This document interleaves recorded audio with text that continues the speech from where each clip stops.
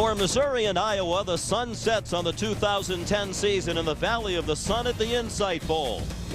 The Tigers have reason to be happy. Gary Pinkel's team has surpassed most preseason expectations with a 10-win regular season, led by one of the nation's best quarterbacks, junior Blaine Gabbert. For Kirk Ferentz in Iowa, tonight's game is a chance to finish a disappointing season on a high note. It's the last game as a Hawkeye for quarterback Ricky Stanzi and All-American defensive end Adrian Claiborne, who are determined to go out as winners.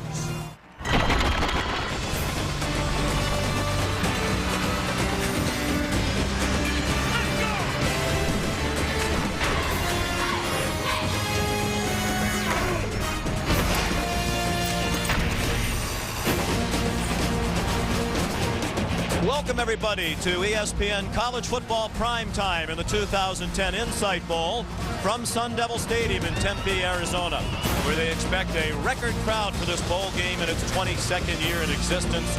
More than 50,000 fans on hand on a perfect night for football. Hi, everybody, and welcome. I'm Sean McDonough along with Matt Millen. We'll be joined in a moment by Heather Cox. Delighted to have you with us. We hope you're having a great holiday season. It's been a great season for Missouri. In the Tigers tonight, we're going to get a look at a team that is perhaps the best team in the country not playing in a BCS bowl game. And when you have a great year, usually you have a great quarterback, and they do. Blaine Gabbert. Boy, they do, Sean. And, you know, this is a guy that maybe not a lot of people have seen this year, but, boy, there's a lot to really enjoy about Blaine Gabbert. Now, this is a big kid. Sees the whole field. He has better movement than you think.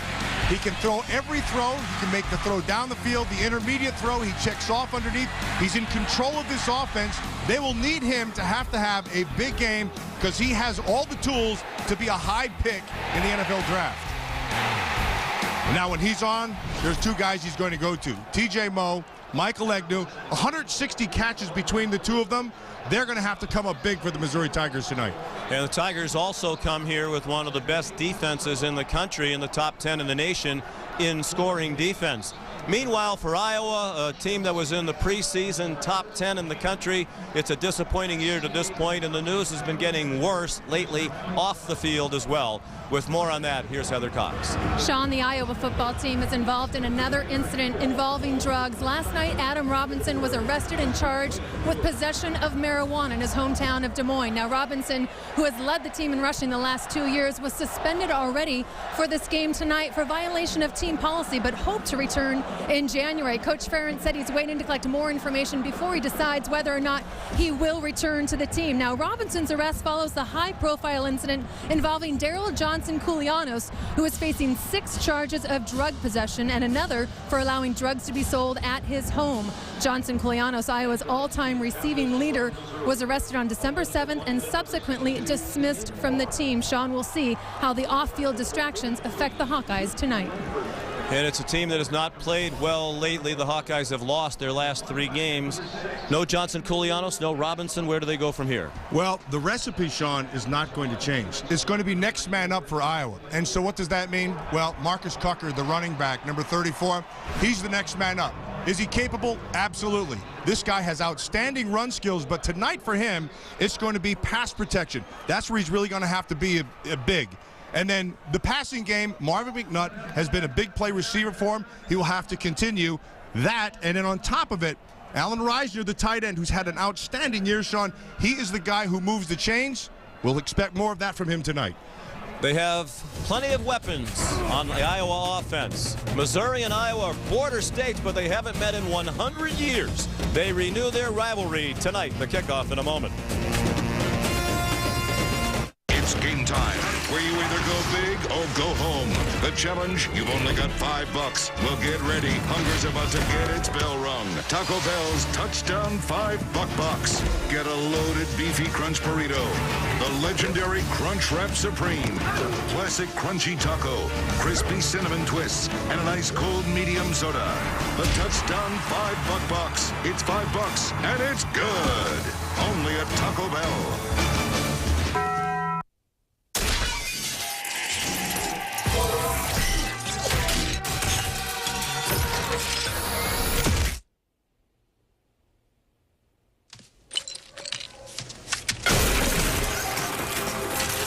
With DirecTV, you can start watching in one room, pause, and continue watching in any other room.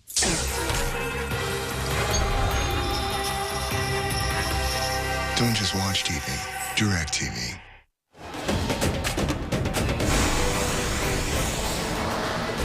Campuses of the University of Iowa and Iowa City and the University of Missouri and Columbia are only 234 miles apart. They asked Gary Pinkel, 100 years these two schools haven't played when you're border states. He said, hey, we have borders with 8 states. We can't play everybody exactly with whom we share a border. We wouldn't play anybody else. Ricky Stanzi hoping to engineer an upset of Gary Pinkel's Missouri Tigers tonight. Gary in his 10th year at Mizzou, already their 3rd all-time winningest coach. 3-3 in bowl games. And on the other side of the field, Kirk Ferentz in his 12th season, 5-3 in bowl games. They've won January bowl games. The end of each of the last 2 seasons, they won the Outback Bowl and the Orange Bowl in the last 2 years. Grant Russell kicks off for Missouri. There in white. Both of these teams wear the black and gold.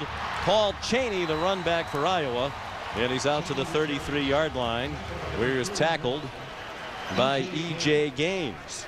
So here's Ricky Stanzi. 25 touchdown passes, is tied for the Big Ten lead with Terrell Pryor of Ohio State. It's also 2 away from the single season Iowa record of 27 set by Chuck Long, the greatest quarterback in school history, back in 1985. They open in the eye with Brett Morse in front of Marcus Coker. And it's Coker, the freshman, running right. Broke free from one tackle, but was stacked up at the 35-yard line, perhaps the 36. There's the rest of the Hawkeye offense. They average 29 points per game, 49th in the country. Marvin McNutt is their leading receiver. Colin Sandeman gets the start in the absence of Johnson Koulianos. And up front, on the left side of the offensive line, a couple of second-team All-Big Ten linemen, Riley Reif and Julian Vandervelde.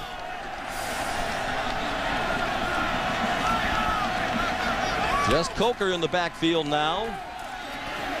Running right again, and a hard-earned yard or 2.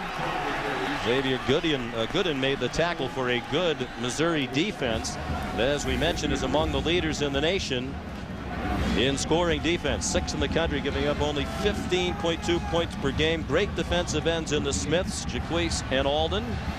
Andrew Gatchkar is their leading tackler, senior out of Overland Park, Kansas.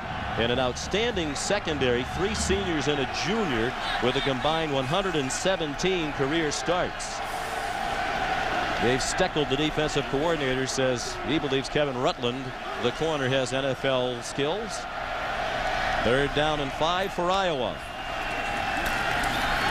Stanzi going deep. McNutt's behind the defense and has it inside the 20 and tackled at the 13-yard line by Carl Geddes. The first big play of the night, 49 yards for the Hawkeyes. This is all on Stanzi. He knows he has one-on-one outside. And in order to get it done, you've got to get the protection, which he does. And then McNutt gets on top of Geddes right at the line of scrimmage. He beats him right there. There's the difference. And it's a long stride. The ball slightly underthrown, but McNutt with the big play.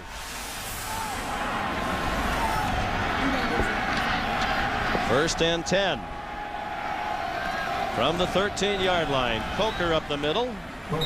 Lowered his head and went down inside the 10-yard line, tackled by Will Ebner, the middle linebacker. Missed 3 games this year with a broken bone in his foot. Yeah, Sean, when we talk about this Iowa Hawkeye team, and we said it's next man up, the recipe for Iowa does not change. As long as Kirk Ferentz is the head coach, they will do the same thing. They will be fundamentally sound. They will run the football, they'll run play action, and they'll take their shots occasionally, like you saw on that on the big play to McNutt. 3 wide receivers now for Iowa. And the tight end Alan Reisner in motion. Coker running hard. And that's one advantage with Coker in there, as he made the 6-yard line instead of Robinson. He is about 30 pounds bigger, a little bit more of a punishing more physical runner than Adam Robinson. Yeah, and Robinson's a tough guy, but Coker, like you said, he is physically a bigger man. He has very good speed, good vision inside. You can see the little cutback, but he's about 220 pounds, about 6 foot. Very good feet in the hole. They don't miss much in the running game. It's protection where he's going to have to come through. Rushed for more than 400 yards coming in, and he's played in only 6 games. 3rd down and 3 for Iowa, the opening drive of the football game. Missouri brings a blitz. Coker ran away from it, and he appears to have the first down inside the 3. Tackled by Brad Madison, a backup defensive end, but he plays a lot. Number 57. In fact, he's the team leader in sacks and tackles for loss. One thing you're going to notice about this Missouri Tiger team is they're not afraid to bring pressure. Defensive coordinator Dave Steckel is a guy who I've known for a long time, and he is a guy who's not afraid in any situation to roll the dice and bring pressure. What a great job he's done. Recent years, it's been the offense really carrying the defense of Missouri, but this year the defense is the strength. Coker on 1st and goal. Wow, did he get stood up at the 1-yard line by Kenja Jackson, the strong safety, very strong on that play. Well, you can see right here, they are outstanding in red zone defense. They lead the country. Yeah, they lead the FBS, and again, they're not afraid to take chances. They'll bring blitzes from anywhere. They'll bring different people. They'll bring safeties, backers, even corners from anywhere on the field. 2nd and goal. 6 runs by Coker and just the 1 pass. It was the long pass. It's a touchdown for Marcus Coker.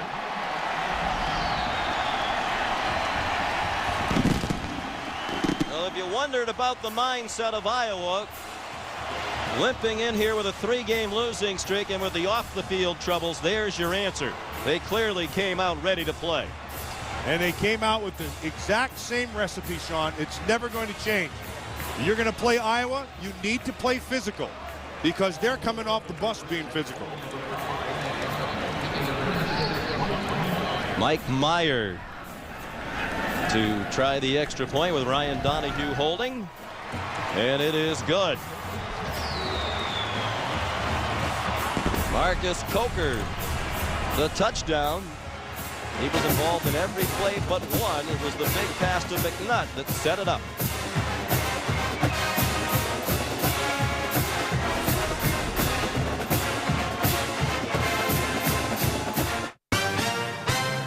Should I have all my policies with Nationwide Insurance? Bring in the parrots. Home, auto, life. You see, Jack, when your home, auto, and life insurance are with separate companies, they're just noisy, right? But when they work together... Beautiful. Nationwide Insurance can get your policies in sync and save you up to 25%. I didn't know they could sing like that. Hit it, fellas. Nationwide is on your side. Nissan's year-end event is almost over. Through January 3rd, get up to an additional $750 holiday bonus cash on capability and quality. Now, with bonus cash, get up to $4,750 off Titan or get 0% plus $500 bonus cash on Altima. Visit ChooseNissan.com or see your local Nissan dealer today. Hurry, holiday bonus cash ends January 3rd. Right now, when you buy one juicy original chicken sandwich at Burger King, you get a second one for free. It's more than a handful, it's a handsful. Buy one, get one free, only at Burger King. Nick, start your engine. They're the perfect team. I love you guys. Best friends. Come in here. Don't ever let me go. But every friendship has its dilemmas. I just saw my best friend's wife with another man. Awesome. From director Ron Howard, I have to fix it. comes a comedy that doesn't pull any punches. Sorry. Something's going on with you. I got a great karate teacher. He really can teach you how to defend some of that. The Dilemma, rated PG-13. College football in high definition is presented by Vizio. Insight Enterprise is proud to be the title sponsor of the 2010 Insight Bowl. Insight supports college football on and off the field with innovative technology solutions that enhance the educational experience for students globally. Joining us in these efforts is one of our key partners, CA Technologies. CA Technologies is proud to be a sponsor of the Insight Bowl. From cloud to on-premise IT environments, our technology manages and secures organizations worldwide. We're excited to team with Insight to support college sports. Enjoy the rest of the Insight Bowl. And we thank all of the folks associated with the Insight Bowl for their great hospitality this week here in the Phoenix area.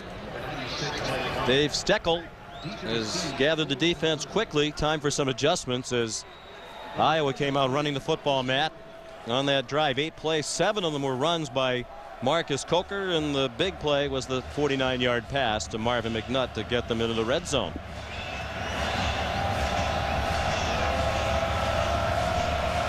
Well, Mike Meyer kicks off. Speedy true freshman Marcus Murphy back deep for Mizzou, and he could not catch it. It'll be a touchback, signaled by the referee Tom McCabe, leading this Mid-American Conference crew. So here comes Blaine Gabbert. He's a junior, but there's been a lot of speculation this week about whether this will be his last game. He is well regarded by the NFL scouts, personnel people, and there are a number of them, including some general managers here tonight. Had an excellent year, 62% completions, throwing for 229 yards per game. 18-7 as the starting quarterback for Missouri. It's a spread offense, and they waste no time spreading the field with 5 receivers out of the shotgun. Gabbert to the far side. And a 5-yard gain to Wes Kemp. Plays the Z receiver position. He's their 4th leading receiver, his 33rd catch of the year. Missouri on offense, lacking the big play threat. Their running back by committee will see 4, including Devin Moore. And up front, a veteran offensive line that has 146 combined career starts. The center, Tim Barnes, the best, making his 39th straight start. There's Devin Moore turning the corner, and Tyler Sash shoved him out of bounds. There is a flag down back at the 35-yard line. He was shoved out at the 42. 17-yard gain if it stands. And we're going to hear from Tom McCabe for the first time tonight. Personal foul, number 66 on the offense. Unnecessary roughness. 15-yard penalty. Repeat, second down. Austin Webbles, the junior right guard. David Yost, the offensive coordinator, told us he's their most physical offensive lineman by far, and apparently he was a little too physical on that play. Well, Sean, by spreading the field, this offense is forcing you defensively to have to make all your plays in space, and they're counting on that space to be the ally of the offense. Well, they're back to the 20, 2nd and 10. Gabbert with a receiver open along the far sideline. It's T.J. Moe for a gain of 12 and a first down, tackled by Sean Prater. Here's Iowa on defense, like Missouri, in the top 10 in the nation in scoring defense, 7th, giving up 16.5 points per game. Claiborne is the All-American leading the front group. They've been decimated by injury at linebacker. James Morris is a freshman, and an outstanding secondary. Prater and Sash were both first-team All-Big Ten this year. Wes Kemp the catch, but it's a loss on the play of almost 2 yards. Troy Johnson made the tackle for Iowa. One thing you'll notice with this Missouri Tiger offense is they're not afraid of negative plays because they know that they can get major yardage on any play, and the whole key is Gabbert. Gabbert is in control of this offense. Inside handoff to Devin Moore. He's their leading rusher, but has only 485 yards for the season. He averages 40 yards a game. He advanced to the 36-yard line. And they'll need 7 more. David Yost is the offensive coordinator there in the middle of your screen with his hand on his forehead. Then with Gary Pinkel back to their days at Toledo together when Pinkel was the head coach there. Gabbert throws, first down, and perhaps more. Good run after the catch. It's Jarrell Jackson with his 42nd catch of the year, and Brett Greenwood made the tackle, but it's good for 12 and another first down. You're going to watch Jackson, 29, and just working on a linebacker, and that's a mismatch. Again, this is Gabbert, and one of the things when you're defending him, you have to try to get pressure, but he gets rid of the ball so quickly. He's got a very good release, which is attractive to the NFL. He's on target to T.J. Moe, who shoved out of bounds near another first down at the 43-yard line by Jeff Tarpinian. Gabbert's 5 for 5. Sean, what you also will notice that he doesn't take a lot of shots down the field, and the reasons are simple. Doesn't have great speed out of his receivers. If he had that, he'd be even more dangerous. But they give you a variety of looks and force you to have to line up differently all the time. So you're always matching personnel. How about this look? 5 receivers all to the right. One of them comes back in motion. It's Devin Moore, running back, who took the handoff and got very little. Christian Ballard made the tackle. He's a part of that terrific front four. Gary Pinkel said it might be the best front four in the country that his Missouri team is facing. He also said this is the best 7-5 team I've ever seen, Iowa. Yeah, because they've lost some very close games. They were in against very good teams. But the strength of this defense is right here. It's that front four. And if they're going to play well tonight, that front four has to carry it. James Franklin in on 3rd down and inches, and he got stopped. Looks like with the mark they're giving him from the far side of the field, they're going to give him a very nice mark and a first down. But Carl Klug stood him up and drove him back. Well, they're giving him forward progress across that yellow line, and it looks to be a first down for Missouri on the carry by the true freshman, James Franklin. You see Carl Klug, they were in a stunt, and Klug was looping around. Nobody picked him up, and he had a nice introduction on that. Klug voted the team MVP along with Ricky Stanzi. They shared team MVP honors this year. Gabbert back in, missed on the exchange with Moe, and now he's in trouble and taken down by Tyler Sash for a loss back near midfield. Oh, Tyler Sash, when you talk about Iowa defense, number 9 is always around the football. Now you can see the poor exchange, and then Gabbert's going to try to outrun him, but Sash just comes down as a safety out of the secondary. Again, great instincts, sees the football, had an outstanding year this year.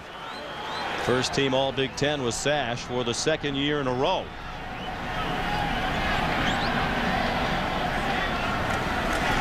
Loss of 9 on 2nd and 19. Gabbert, a deep ball, incomplete, over the head of his intended receiver, Marcus Lucas. You mentioned, Matt, they don't have the deep threat. In recent years, this has been an explosive offensive team that kind of carry the defense. This year, they have to earn their way up the field. No Denario Alexander, who caught 113 balls last year, and no Derek Washington, who would have been their premier running back, but he was kicked off the team for an off-the-field episode prior to the year. Or a guy like Macklin, they don't have that dynamic guy. And so 3rd and 19, it's not like you go to the 3rd and 19 play shirt. That's a play call round. That's a tough one. The officials have stopped the play, and now they're conferring.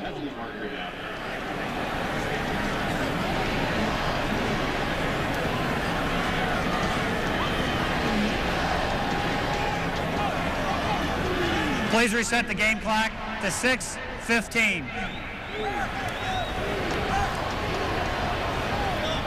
And we congratulate Tom McCabe and the members of this Mid-American Conference group, because it means these guys have had a good year too. Be rewarded with an appearance in a bowl game.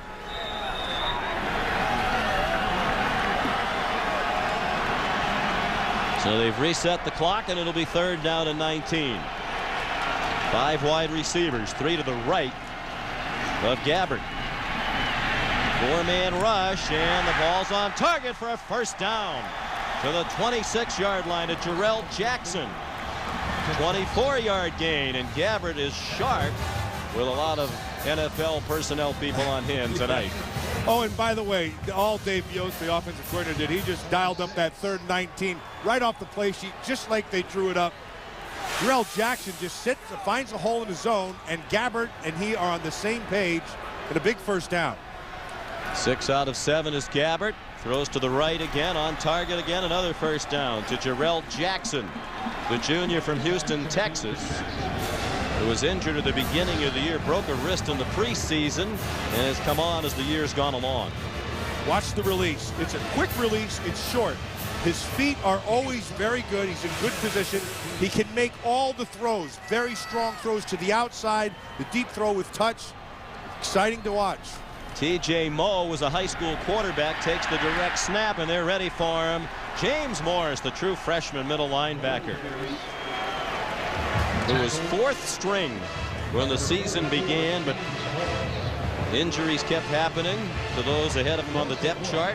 And when Morris finally got the chance to play, he's been terrific. You know, Sean, we had the opportunity to watch this Iowa team 3 times in the season, and we saw when he first started and where he is now. This kid is an All-American in the making.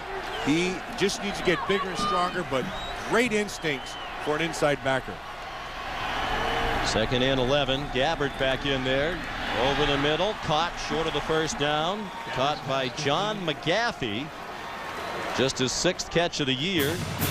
He's best known for returning the opening kickoff for a touchdown in their upset of then #1 Oklahoma. That's when Missouri really started to get attention and respect around the country. Started the year 7-0, including that win over #1 Oklahoma. They got as high as #6 did BC, and the BCS did Missouri during the year. 3rd and 2, and Gabbert straight ahead stretches out that 6-foot 5-inch frame, but he's short of the first down at the 5, tackled again by James Morris. That time Norm Parker, the defensive coordinator for Iowa, he dials up a blitz and he brings it off the edge right in the slot. And so when they get down here, both these defensive coordinators are rolling the dice. Nicely done. The blitz handles it and sets up the 4th down. Grant Russell, 17th play of the drive for Missouri.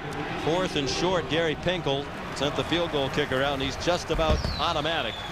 Better than 93% for his career in field goals made. That's a 23-yarder, and Mizzou is on the board. Well, we said it was going to be a physical football game, and it hasn't disappointed. They've gotten after them play in, play out, and they'll have more when we come back.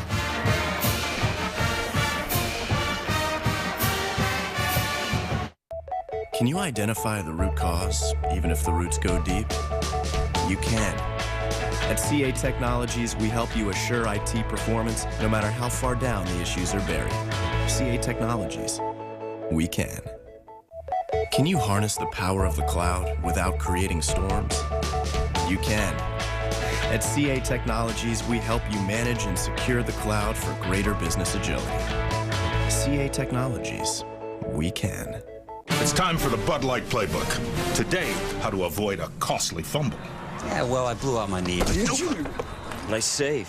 I use that sticky stuff that receivers used to use. Now I'll never drop my Bud Light. Here we go. I just got this new car. Hey, man.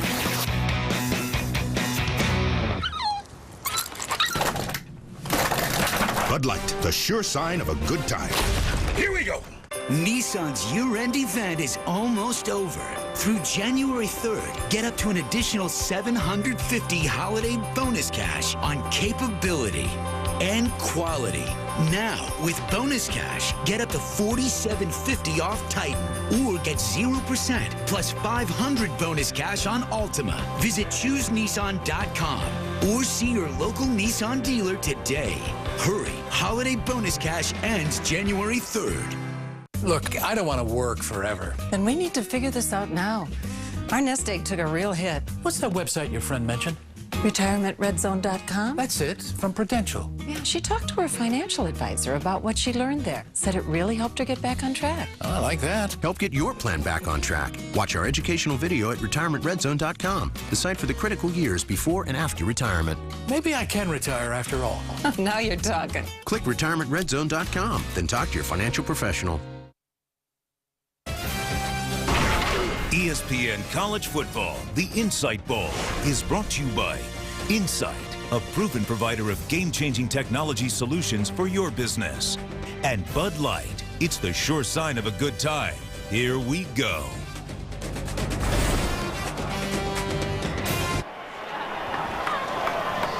And welcome back to Tempe, Arizona. Happy holidays from our entire ESPN crew. We salute the hardworking members of our crew. Many of them had to escape bad weather all over the country to get here, particularly in the Northeast.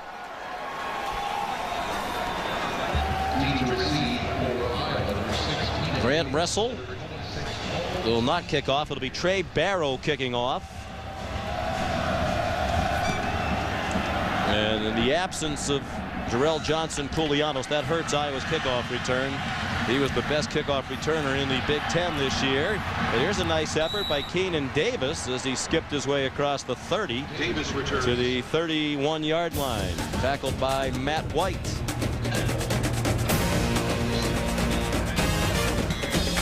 The 2011 Discover Orange Bowl, Monday, January 3rd on ESPN. The world is changing, and more is demanded of what we grow than ever before. How are we going to feed a rising population? How do we fuel all these cars? And how do we do it on less available land? Farmers will need equipment that gets the most out of every acre, and advice from people at Case IH with experience in the field and eyes on the future. The world of farming is changing. Will you be ready? I'm ready. The 2011 Tostitos Fiesta Bowl. Oklahoma hopes to avoid another BCS upset when they face the upstart Big East champion Connecticut Huskies. The Tostitos Fiesta Bowl. Connecticut, Oklahoma. New Year's Day on ESPN. The Fiesta Bowl lives here. Dick's Sporting Goods presents ESPN The Weekend, the ultimate sports fan getaway at Walt Disney World Resort in Florida. Get up close with some of your favorite athletes. I should be shouting. I should be holding balloons. I should be jumping in the air for maximum year-end event effect.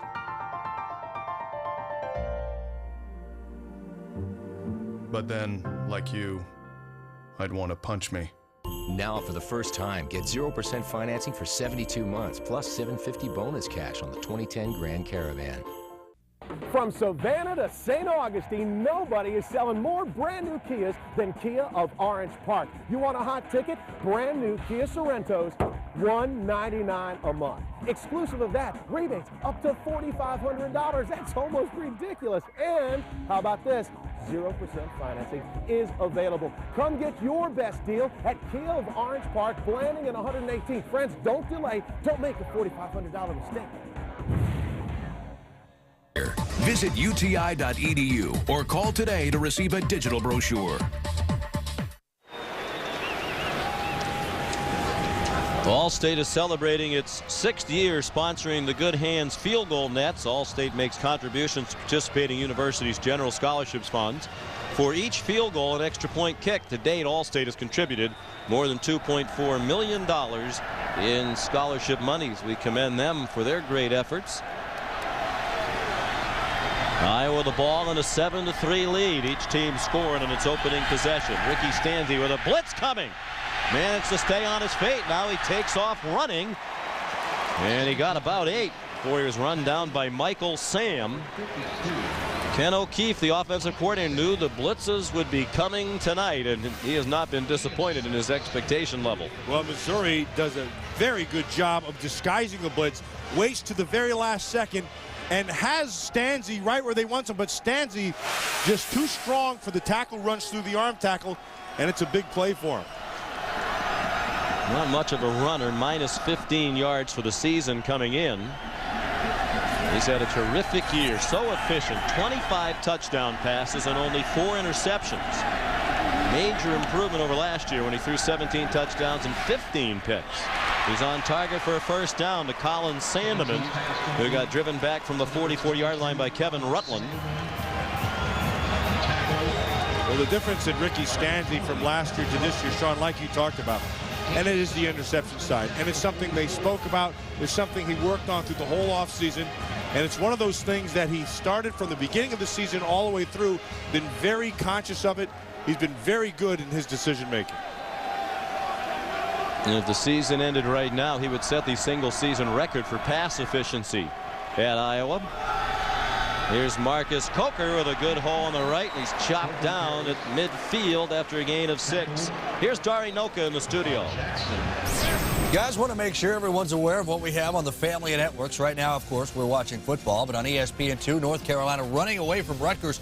Iowa native Harrison Barnes, 8 points in the Tar Heels runaway right now at MSG. And then Syracuse and Providence. This was a 4-point game literally about 30 basketball seconds ago, but Syracuse now up by 9, 22 points for Chris Joseph. Sean, Matt.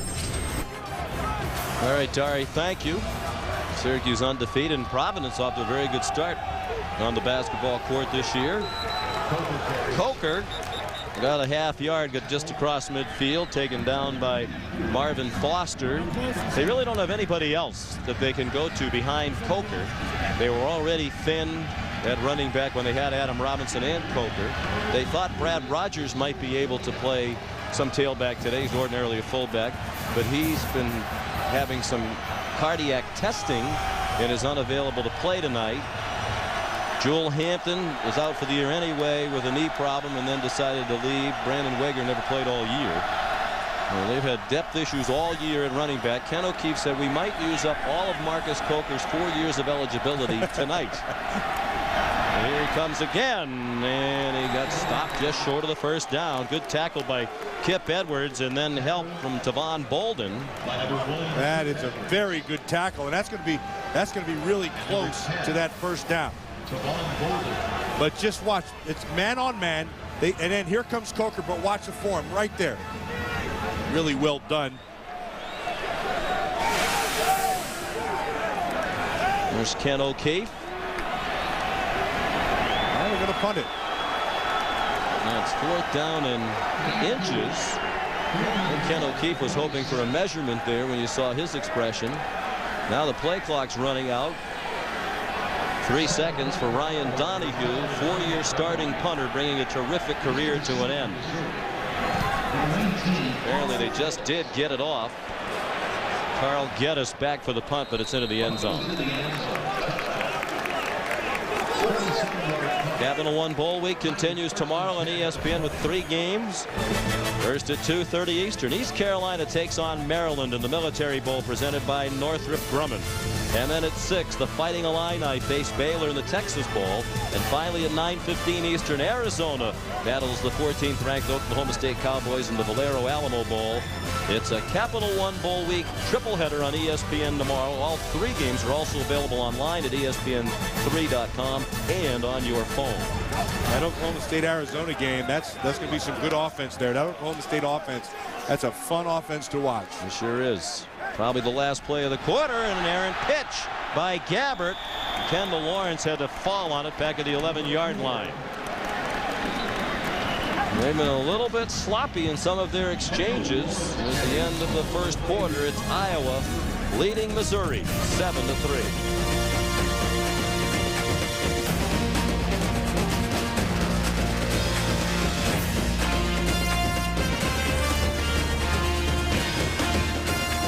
The Tostitos BCS National Championship game, January 10th on ESPN. It takes a team to deliver over 250,000 technology products. A team of experts to deploy networking solutions that fuel collaboration and protect your business. A team of skilled software specialists to manage your software needs around the globe. It takes a team of experienced professionals to implement technology solutions from the desktop to the data center. It takes insight to design, deploy, and manage your technology solutions. Nissan's year-end event is almost over. Through January 3rd, get up to an additional $750 holiday bonus cash on capability and quality.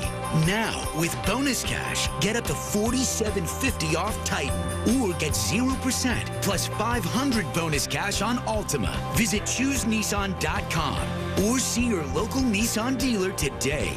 Hurry, holiday bonus cash ends January 3rd. Excuse me. Your change. It's nice to know you can trust people. State Farm is counting on it. They want you to talk to your neighbors, then call a State Farm agent, find out how you can get discounts up to 40%. See, State Farm insures 40 million drivers. That's more than Geico and Progressive combined. 40 million drivers, more savings, and discounts up to 40%. So call an agent at 1-800-STATE-FARM or go online.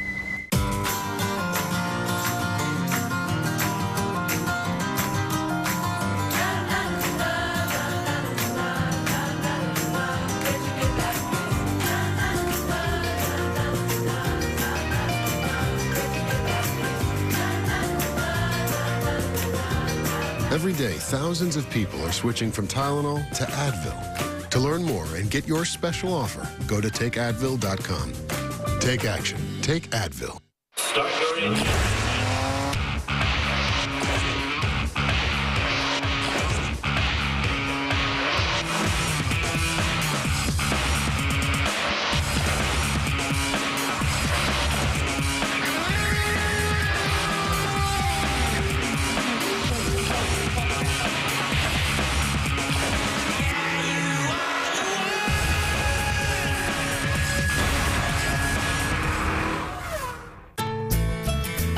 At Amway, our positive outlook comes naturally. We harvest healthy plant ingredients from our own organic farms, ingredients found in our Nutrilite supplements, and offer more than 450 quality products, from planet-positive cleaners to botanically infused skincare.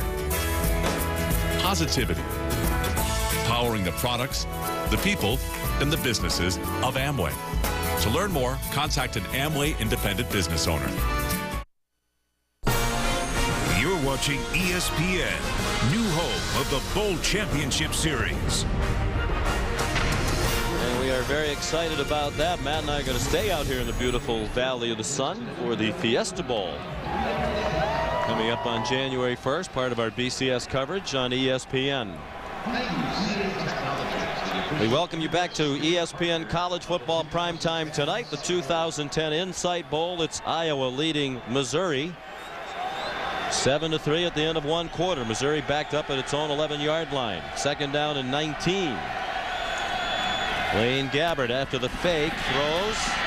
Wes Kemp to the 17. Here's Heather Cox. Missouri's wide receivers coach Andy Hill spent the majority of the last possession talking to Blaine Gabbert and his receivers about creating more tempo, using a quicker first step, and beating Iowa's defense down the field. And guys, don't forget, Missouri spent the entire month of bowl prep working on getting their offense to attack more, be aggressive, go for the home run plays. We'll see if they go for it here. Just 45th in the country in total offense. Gabbert on 3rd and 13, a little too high. Looked like it might have been catchable for Jarrell Jackson, but it certainly wasn't right on the money, and Missouri will have to punt. What we're seeing, Sean, is a contrast in styles. I mean, this is offensive versus defense. This Missouri Tiger offense, this is kind of the new age offense. It's everything spread out. They're going to throw the ball all over the field. Well, on the other side, Iowa is going to just sit in their zones, and they're going to force you to methodically work the field. That time, they only rushed 3, dropped 8, and forced you to have to throw into smaller windows. Matt Grabner, the senior punter. And Paul Cheney on the return. Tried to find room and could not. It was very well covered by Andrew Gatchkar, the leader of their defense, who's down there on punt coverage as well. We mentioned Iowa with great preseason expectations of a BCS Bowl win last year, and a lot of their stars returning. Got off to an excellent start at 5-1. The only loss was out at Arizona. But then the defense couldn't protect the lead. That became the story of their season. They lost their last 3 games. In 4 of their 5 losses, they had a fourth quarter lead. And the other one, they were tied in the fourth quarter. And then the bad news off the field after the end of the regular season. Darrell Johnson-Culianos arrested, Adam Robinson suspended, and then he was arrested last night. Adam Reisner, the reception. He's to the 38. Kenja Jackson chopped him down, a gain of 6. Really a surprising year, and it's gotten a little bit ugly off the field here at the end. Yeah, and that's very uncharacteristic. I believe that Kirk Ferentz runs one of the best programs in all of college football. I think they do a great job recruiting. I think they do a great job with fundamentals. I think their football team, you get exactly what you want out of them. They're always physical. That is really surprising that they've had those problems. Marcus Coker through a hole. Can he break away? Yes, he can. Touchdown, 62 yards.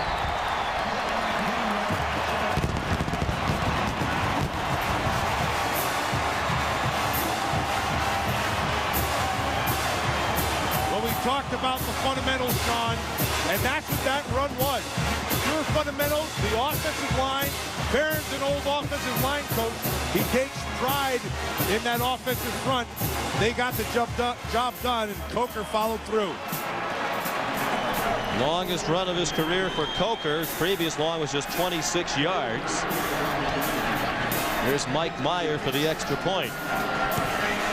And it is good.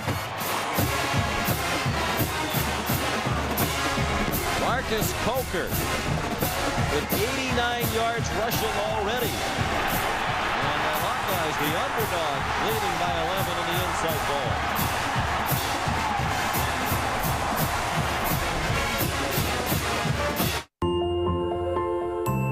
I should be shouting. I should be holding balloons. I should be jumping in the air for maximum year-end event effect. But then, like you, I'd want to punch me. Now for the first time, get 0% financing for 72 months on the 2010 Dodge Grand Caravan.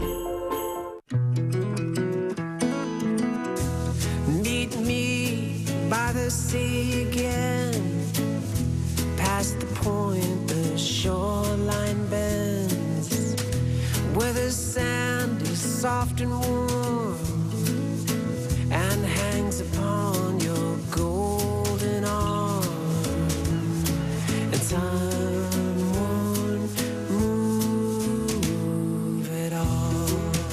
$100 for a pair of jeans? Give me a break.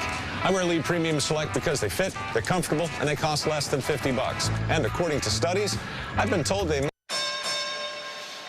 Attention, all students, let's get ready for a UFC showdown on Xfinity from Comcast. A challenger seeking validation against a champion seeking revenge. The best lightweight in the world, Frankie Edgar, attempts to avenge his only loss against his biggest threat, undefeated Gray Maynard, who will stop at nothing to obtain the coveted lightweight title. Order UFC 125 with your remote on Channel 501 on Xfinity from Comcast. I really should be in the market, but... The volatility? Exactly. I'm this close to retirement. That's the money I need to live on. You know, Prudential has this video you should see. My advisor recommended it. Where do I see it? RetirementRedZone.com. I learned some things there that really helped. Like? Like how to invest now when it's your retirement income at stake. Huh. I'll check it out. Need a smarter approach to investing for retirement? Watch our video at RetirementRedZone.com. Then talk to your financial professional. Right on the money. Or call 1-800-301-1988. 1-800-301-1988.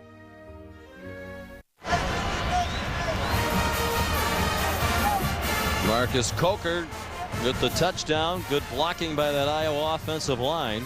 We talked with Ken O'Keefe, the offensive coordinator for Iowa, a couple of days ago. He said, watching the films of Missouri's defense, very few teams were able to get long runs against them. He said Nebraska was the only team that he saw on film that broke a couple of long runs. Usually you have to earn it chunk by chunk on the ground against Missouri. Roy Halou Jr. in that game did run for 307 yards for Nebraska in their win over Missouri. One of the two Missouri losses, the other was at Texas Tech. Mike Myers kickoff, run back by Marcus Murphy, flagged down. He's down at the 19-yard line. Tackled by Jason White. Tackled by number 86, C.J. Fedorowicz. During the return, illegal block in the back, number 10. Half the distance to the goal, first down. Now it's time for tonight's Expert Breakdown, brought to you by Farmers Insurance. Right there is an excellent block. You're going to watch the center. Watch Ferentz. He's going to come up. He's going to take away the backer on the inside. That's Xavier Gooden. Now, here's your free hitter right here. And that's Geddes, the corner. He needs to step up where he would have a chance. There is the miss right there. And then once he gets to the next level, he just outruns everybody. And here comes a little help from your friends from McNutt. Kendall Lawrence on 1st and 10 for Missouri from the 6-yard line. Got upended by Tyler Sash. Junior is Tyler Sash, but this could be his last game. He's another player who has put his name into the NFL for an evaluation. Opinion of where he would stand if he came out into the draft, so it's possible he could leave a year early. They've had a couple of players do that in recent years, including a defensive back, Amari Spivey, now with the Detroit Lions. 3-yard gain for Lawrence, the sophomore. Gabbert steps into the throw, and what a catch! Wes Kemp, a diving catch at the 41-yard line. Sean, that's as good a catch as we've seen all year. And if we had an All-State Good Hands play, that would be it. Just a fantastic job of stretching out and laying out, good concentration, and pulled it in. Kemp's a junior from St. Louis. Here's Gabbert. He can run, throws high, another catch made. Jarrell Jackson up in the air. He got chopped down by Micah Hyde, but these receivers are making some plays for Blaine Gabbert right now. Well, now this ball's going to be thrown a little bit high. Now he does a nice job, A, of coming back and then holding on to it. Guarantee that didn't feel good on the bottom, but Gabbert, you mentioned it, Sean, he can throw on the run as well. Another guy who manages the pocket pretty well. He's their 4th leading rusher for the year. Kendall Lawrence, part of that running back by committee. They regularly use 4 different running backs. Broderick Binns and Brett Greenwood tripped him up after a gain of 7. Now the Missouri offense is starting to do what Heather was talking about. They're starting to get into their rhythm, and they're quickening the pace.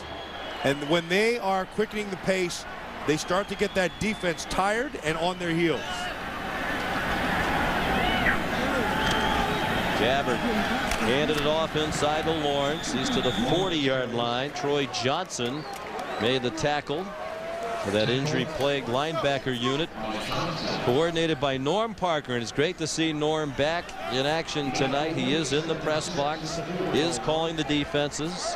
69 years old, one of the great defensive coordinators of his era in college football. Had his right foot amputated, complications from diabetes back in September. Missed 7 games, but he's back and back at work tonight. Orlandis Woodland couldn't make the catch on the throw over the middle. Very accurate throw, I may add. Woodland had a chance to come down with that. But again, like we said earlier, the one thing you notice about Gabbert, he's not afraid of any situation. Like it's 3rd and whatever, 2nd and 19, 3rd and 8, it doesn't matter. He's not afraid to make the throw. He was recruited by Iowa before choosing to go to his home state university. Got hit by James Morris just as he threw it. And that's unusual. You very rarely see a blitz called by Norm Parker, but there's Morris, the linebacker, with a surprise for Gabbert. Yeah, and he came off the edge, right into his vision, which is even, more rare. But one of the things that they want to do is if they do bring a blitz, they want to be able to get him in the vision of the quarterback, so he has to manage that part of it. Paul Chaney, who's a track athlete at Iowa, back deep for the punt from Matt Grabner, who hits it high in the air. And the fair catch made by Chaney at the 13-yard line. Missouri got a great catch from Wes Kemp, but could not capitalize. Forced to punt, and they're still down by 11.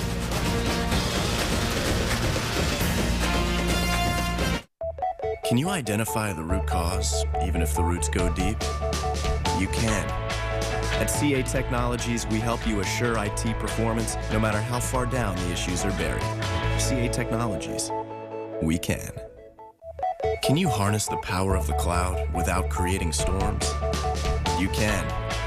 At CA Technologies, we help you manage and secure the cloud for greater business agility. CA Technologies, we can. With the Venture Card from Capital One, we get double miles on every purchase, so we earn a trip to Vegas twice as fast. And since double miles add up fast, we can bring the whole gang. Is Caesar home? We get double miles every time we use our card, no matter what we're buying. Thank you. Thank you very much. It's hard to beat double miles. If anyone objects, let them speak now or forever hold their... Get the Venture Card from Capital One, Money Magazine's best rewards card if you aim to rack up airline miles. What's in your wallet? Cannonball! Director Ron Howard Let's do it. invites you to a comedy, a about the people we meet. That motor, when it started vibrating, if I was sitting on the hood of that car... I'm sorry? Run! The discoveries we make. It's not like I want to go and see Zip. Zip? That's the guy's name.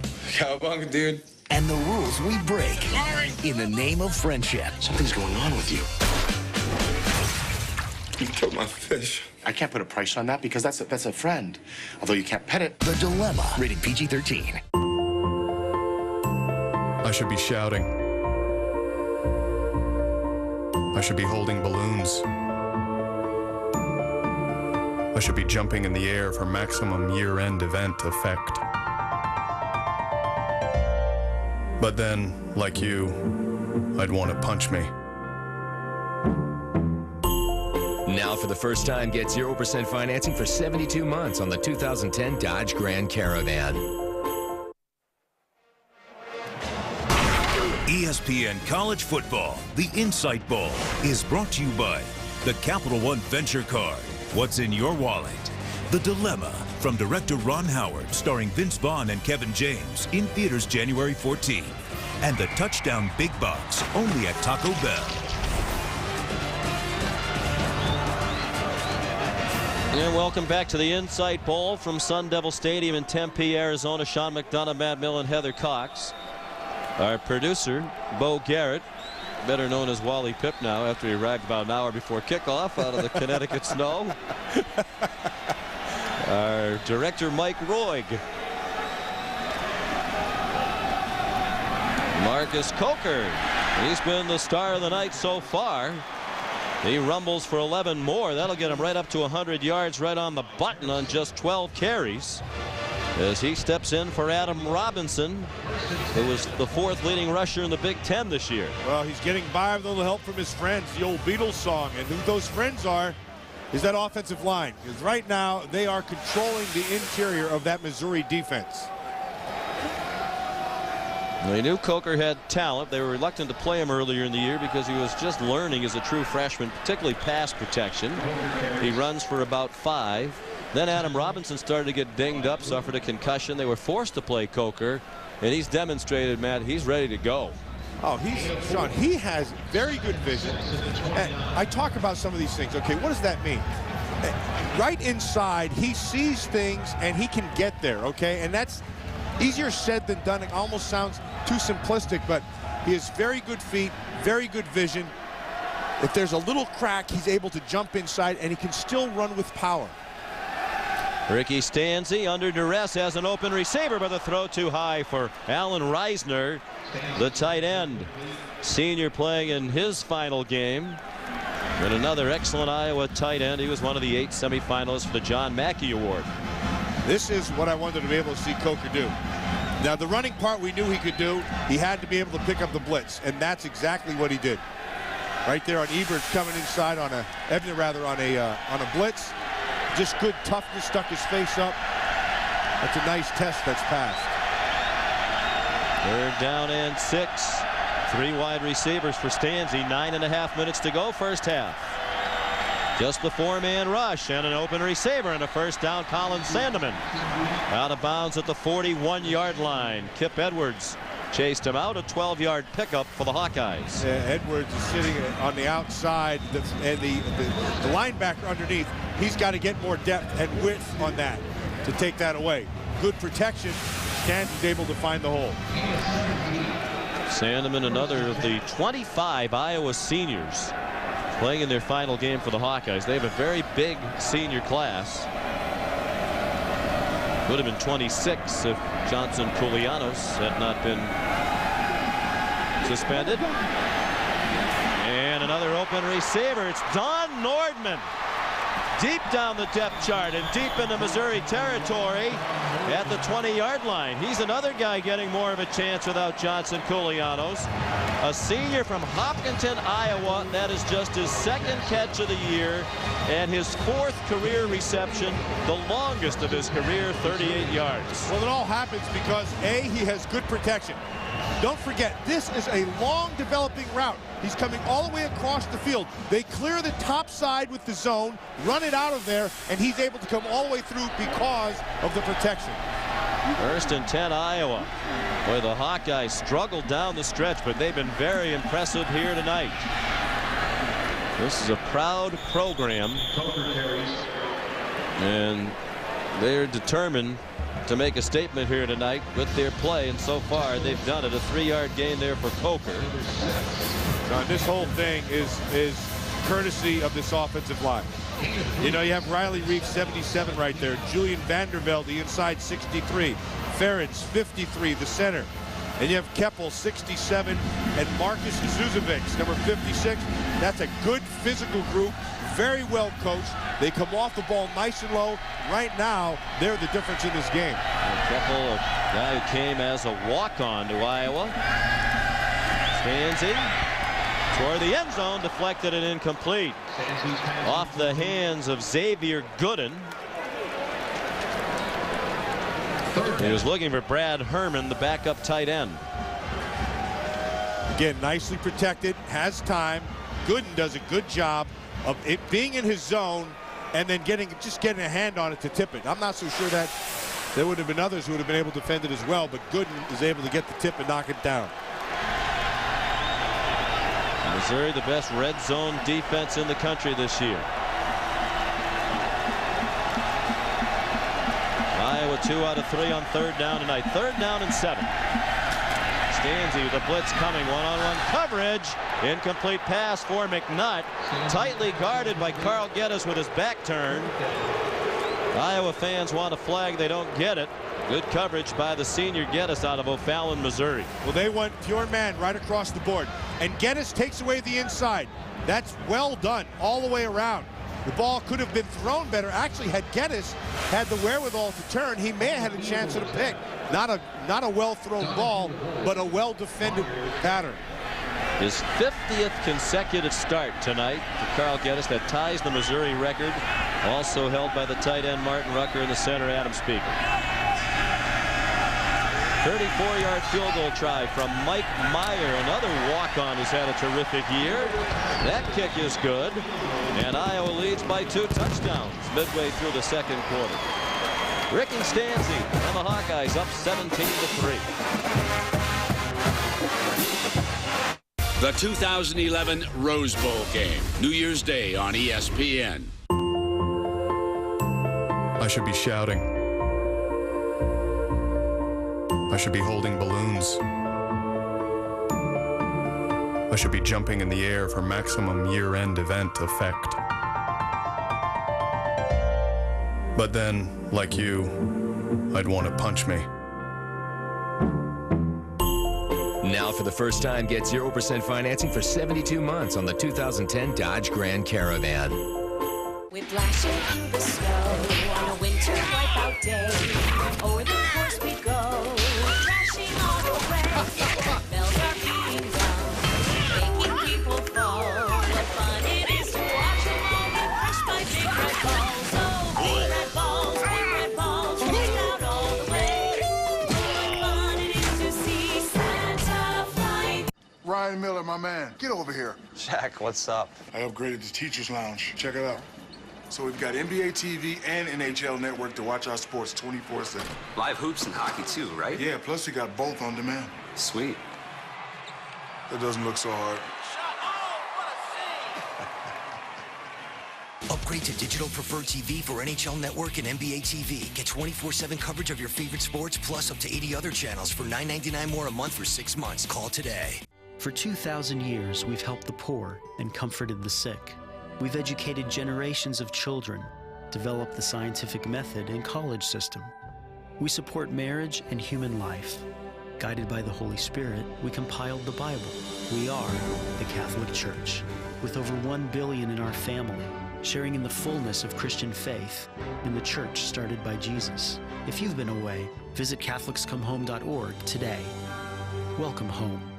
1999. Call 1-800-811-2946 or go to twindraftguard.com. We're back in Tempe, Arizona. We remind you that Capital One Bowl Week continues on Thursday on ESPN.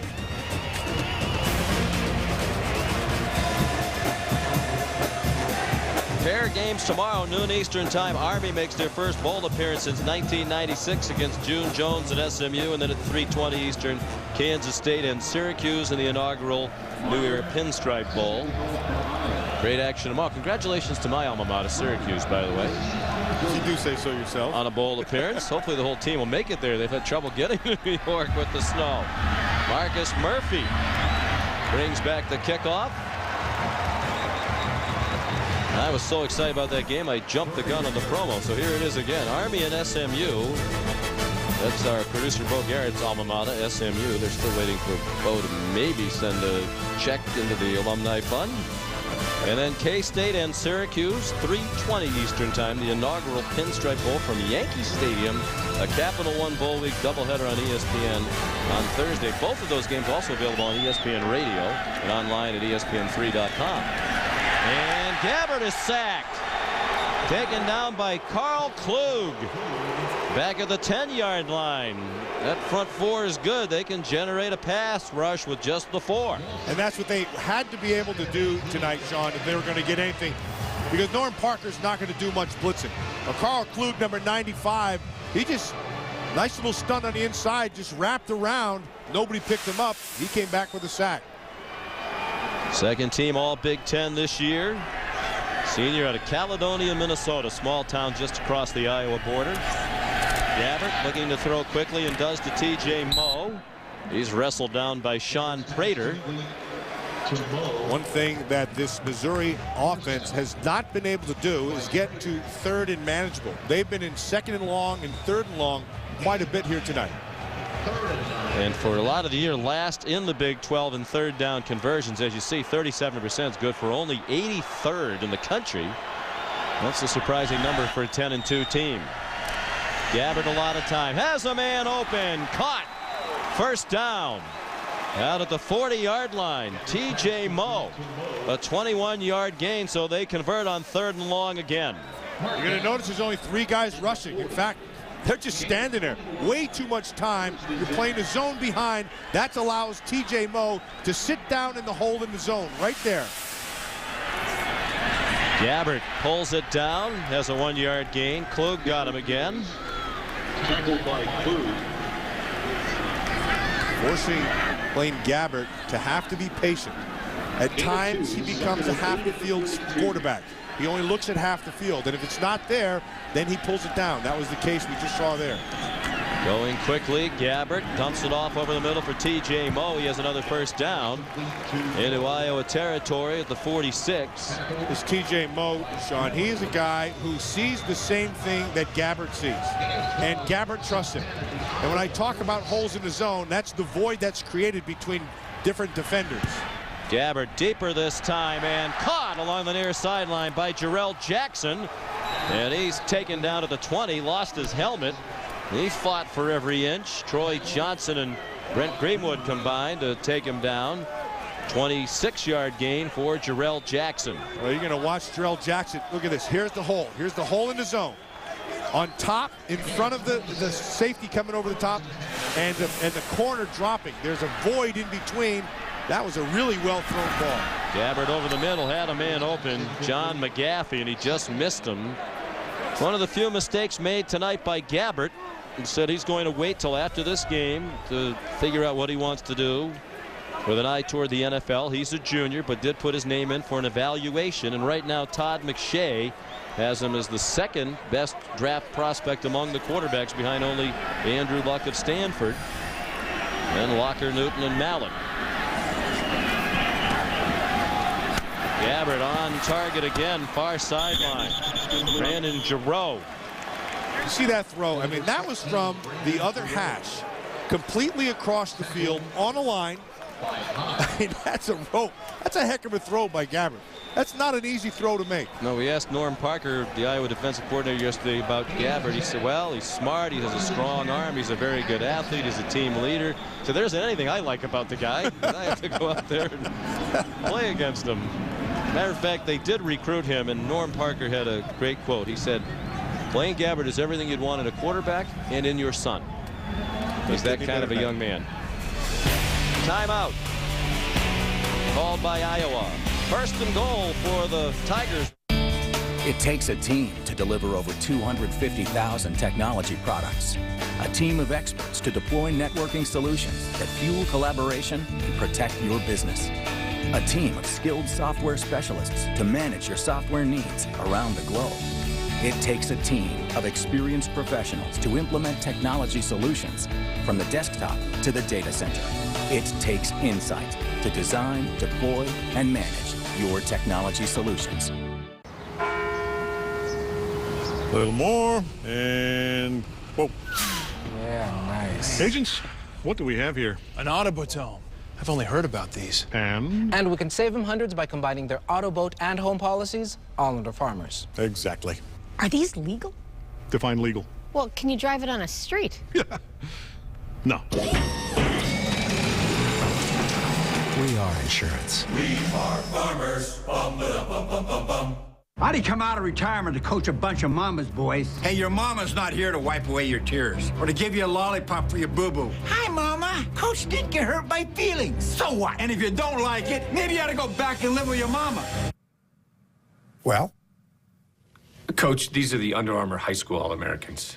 They do live with their mamas. Well, maybe I ought to drop this line about whining about your contracts, too, huh? I would. Ditka's back to coach the Under Armour All-America High School football game on ESPN. Hey, man, how's my truck doing? Good. They're just changing the oil. We're in. Here we go. Come on, y'all! I'm gonna go check on the fellas. You guys almost done? It's gonna take a while. You're leaking diesel fuel. It's not a diesel engine. Yeah, that's why it's so bad. It's the sure sign of a good time. The just right taste of Bud Light. Here we go. As athletes and students, they dreamed of victory and achievement. As soldiers and citizens, they dream of freedom and prosperity. But it's not about the dream. It's how you live that dream. So, to the men and women of the armed forces, the Big 12 Conference and its 12-member institutions salute you. Thank you, because by living your dreams, you give us the freedom to live our dreams. The Big 12 Conference. Live the dream. Hey, for all you math students out there, a squared plus b squared equals c squared. Little Pythagorean theorem, and here's the throw. That's as good as it gets. That's a long throw on the money, on a line. It's a good, strong throw, and a nice use. Pythagoras would be proud. Coaches are proud, too. 206 yards for Gabbert here in the first half. Josie's in and running back, and he's into the end zone. Touchdown, Missouri.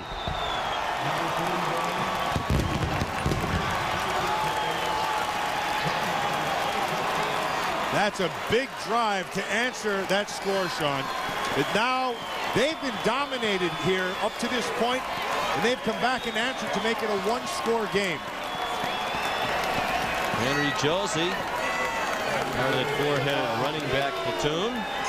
He's a true freshman out of Angleton, Texas, with his 5th touchdown of the season. And the extra point up and good by Grant Ressel. So Mizzou is within a touchdown with just under 5 minutes to go till halftime. A 9-play, 82-yard drive capped by this touchdown. Just well blocked all the way around. Nicely done here. Nicely done here. And then watch the block on the safety. That clears everything. Good job by Michael Egnew as well, 82. That's a big score. You saw Justin Britt, number 68.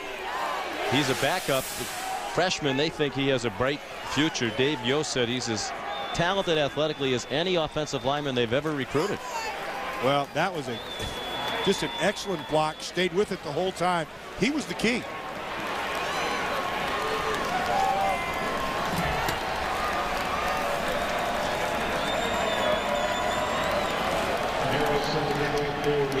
Like what David Yost told us about Britt as well. He said he knew everything about all of his players. He said when Britt was born, he weighed 11 pounds, 8 ounces. Was the largest baby born naturally in Southwest Missouri in years. His mother was proud to make that statement. Dave Barrow kicks off. Paul Cheney Jr. elected not to bring it out from only about a yard into the end zone. And now a look at tonight's positive performance brought to you by Amway. It's been the offensive line and Coker, and he's been pounding them on the inside. And when they've had to have a big play, they've gone to Coker all night long to move the chains and to be physical. And again, it's been that offensive line and Coker right behind him. And oh, by the way, if you need a big run, they went to him as well. He's rushed for 108 yards. His career high is 122 at Indiana in a narrow win. He started that game. Adam Robinson was battling concussions. Stanzi to Sandeman for a first down just across the 30-yard line. Run out by Kevin Rutland. A gain of 11. Oh, so Ricky Stanzi said, hey, there's more than one quarterback playing in this game. So they came with pressure off the side, and he felt it, and he was right on time with an accurate throw for another first down. Now, he is not as highly regarded a pro prospect as Gabbert, but Kirk Ferentz says he's going to play in the NFL, make a team, and play for a long time. Yeah, he'll play. And he has the tools. He doesn't have as strong an arm or as quick a release, but he certainly has the abilities to be able to go to the next level. Stanzi, a senior out of Mentor, Ohio, not highly recruited out of high school, mostly Mid-American Conference schools after him. Coker wrapped up at the 35-yard line by Will Ebner. Stanzi has the size at 6'4", 230. He's been very accurate, 65% this year, and on target tonight. Hasn't thrown it much. They've been leaning on the run, and why not with the success of Coker behind that line. Yeah, and that's their recipe. That's what we said right from the beginning. That's not going to change. I mean, this Iowa offense is going to be the same no matter who the players are. The philosophy remains the same. High formation now with Morse in front of Coker, and Missouri stops Coker for a 1-yard gain. Here's Heather Cox. You guys were talking about Ricky Stanzi. He's had dramatic improvement this year. Last year he threw 15 picks. This year just 4. In fact, he joked that his football IQ might have been in the single digits at times last year. You know, he said he worked very hard on studying himself on film on the offseason, and that he's processing things faster, and he's willing to drop back and get things and take smaller chunks at a time and not take as many risks, and it's certainly paid off for him. Going to end his career 3rd all-time in passing yardage at Iowa, behind only Chuck Long and Drew Tate. 3rd down and 5. Deep down the middle for McNutt. It was a high throw. There was some contact. No flags down. Kip Edwards had the coverage. Didn't look to be a catchable ball high and over the head of McNutt. Yeah, and this was going to be a very tight window. Edwards was on the top side, really did a nice job. And Kendra Jackson, the safety, he was zeroing in. Had that ball been thrown a little bit lower, there may have been a major impact on the end of that play. Ryan Donahue to punt. Carl Geddes back for it.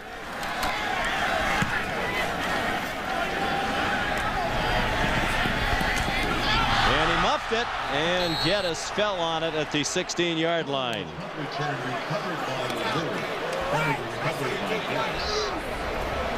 January 1st, 2011 marks the official start to the year of the quarterback, and it'll be toasted with a live show from San Diego on New Year's Eve. We'll take a look back to the best moments of the quarterback position in 2010. Look ahead to 2011. You can catch live interviews with current NFL quarterbacks, a new perspective on the position from the sports science team, and a sneak peek at the Tim Tebow documentary, which follows his path from college to the NFL. New Year's Eve, year of the quarterback countdown, beginning at 11 Eastern. New Year's Eve on ESPN. Blaine Gabbert to TJ Moe, first down, a gain of 11. We talked about the struggles of the Iowa defense late in games. Norm Parker said it was the year of the quarterback in the Big Ten. He said you have to give credit to the opposition.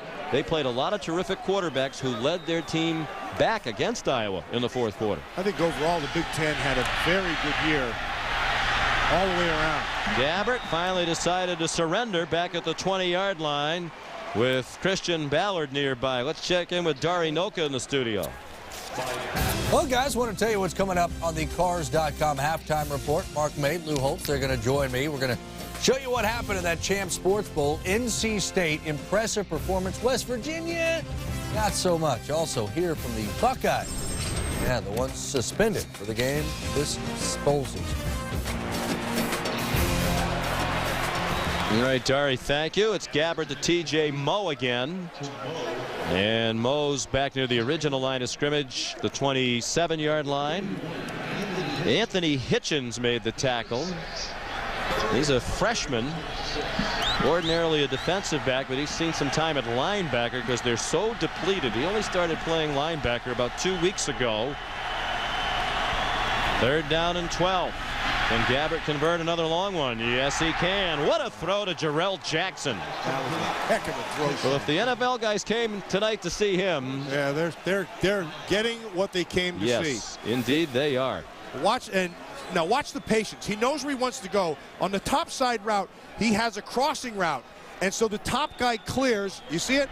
And now he's going to come back outside. He waits for Jackson to get there. The ball's just where it has to be.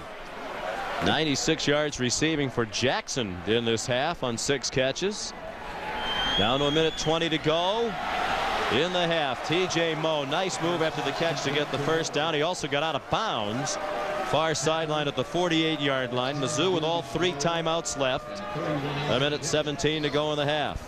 That T.J. Moe, when you watch the tape of him, you go, well, he doesn't run that well. No, he's a steady receiver, but he knows exactly where he has to be all the time, and Gabbert trusts him. Agnew, the catch. That is the first of the game for Agnew, who leads all tight ends around the country with 84 catches now. Well, he's really a tight end in label only. He's more of a split end than a tight end. Timeout, Missouri. They have 2 left.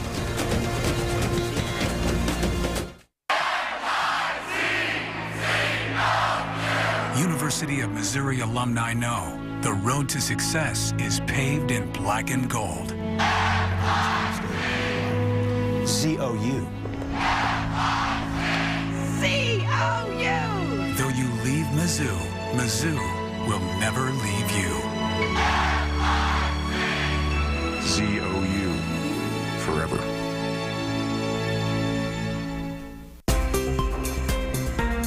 Unsurpassed literary stature, unprecedented medical breakthroughs, life-changing scientific discovery, soaring artistic achievement. With an indelible legacy and an extraordinary future, the University of Iowa is a top-tier public institution that truly is transforming lives.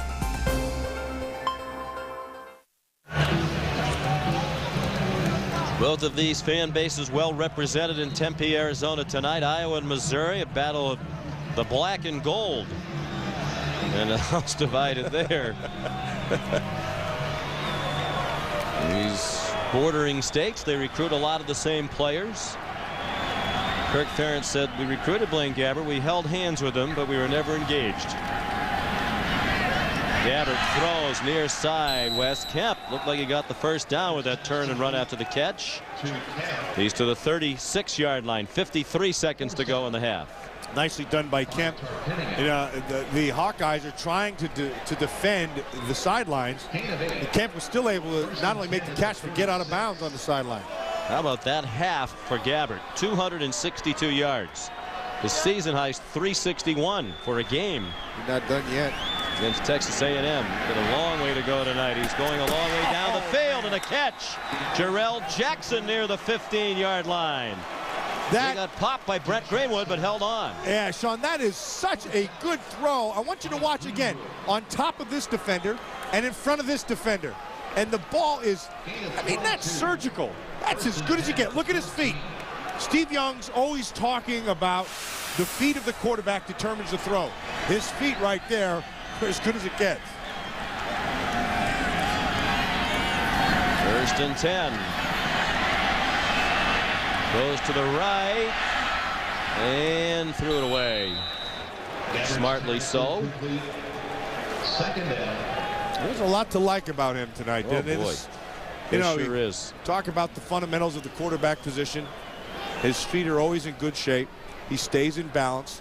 He has a nice release. He doesn't overstride. He has a strong arm and can throw all the spots in the field. He has the wherewithal to know where he's at on the field. What's impressed me the most tonight, though, Sean, he's been in 3rd and long quite a bit, and he's converted.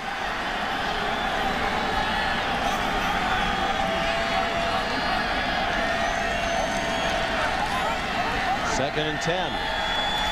As usual, the 4-man Iowa rush. High throw off the hands of his receiver and incomplete. He was looking for Giroux.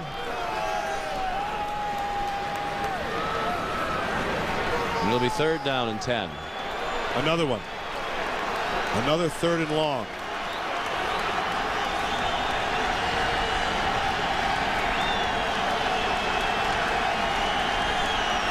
They converted 3 times on 3rd down and 9 or more already tonight. Here's 3rd and 10. And get a first down at the 4-yard line. To the end zone, juggled and intercepted. Picked off by Brett Greenwood. It went off the hands of Jarrell Jackson. And Greenwood, the senior in his last game, has his 12th career interception. Sean Prater right on top of that, Sean. Very good coverage. Watch Prater, 28, trying to hold the inside. Comes back inside, gets his hand in there, and then it's popped up and down. And the subsequent pick. Sean Prater made a nice play. Well, he had a terrific year. First team all Big Ten at cornerback.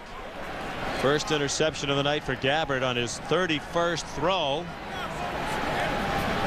18 interceptions now for Iowa. Stanzi takes a knee, and that'll send Iowa to the dressing room with the lead at the half. Looked like Gabbert had them poised for the tying score, but Prater and Greenwood made a big play. And here's Heather Cox. John, thank you. Coach, you came in on a 3-game losing streak with some very tough off-the-field distractions. How did you get your team so focused for the quick start? You know, those games were, they were a while back. So we've moved on. We turned the page. Been focused on the guys that are here on the trip, and I'm playing this game. And one of those guys, Marcus Coker, has been phenomenal. Over 100 yards already in this first half. How much can you continue to rely on him? He's got a scholarship, too, and he's a good player. We got a lot of faith in him, and everybody's working hard. Coach, thank you. Kirk Ferentz said coming in he was very pleased with the attitude and practices, and you can see it's of Capital One Bowl Week.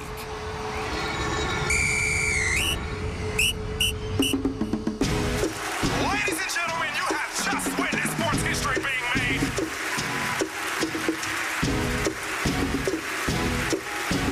Play like a champion. Play like a champion. Play like a champion. Play like a champion. Yeah. And we welcome you back to ESPN College Football Prime Time in the 2010 Insight Bowl from Tempe, Arizona. Record crowd on hand at Sun Devil Stadium for the 22nd Insight Bowl. More than 53,000 in-house. They watched a very entertaining first half. We welcome you back to Tempe. Sean McDonough and Matt Millen rejoined shortly by Heather Cox. Play Like a Champion, the song. A lot of terrific championship-type performances in that first half. Yeah, and when you looked at it, and it came for where we expected to, Sean. So for the Iowa Hawkeyes, the offensive line, Marcus Coker did what they were expected to do. Stanzi made timely throws. They moved the ball and were able to score. And Blake Gabbert has been the story of this first half. Throwing for, almost 280 yards in the first half. He had the pick at the end zone at the end of the half. And right now they'll get the ball back first. This first drive is going to be a big drive for this Missouri team. Marcus Coker was the star for Iowa. Gabbert threw for 284 yards officially in that first half. But it will be Iowa kicking off with Mike Meyer to put foot to the ball, and the second half is underway. Short kick down to Marcus Murphy near the 10. And he's out to the 30. Let's take a look at tonight's game track, brought to you by Nationwide Insurance. Marcus Coker got Iowa off to a great start.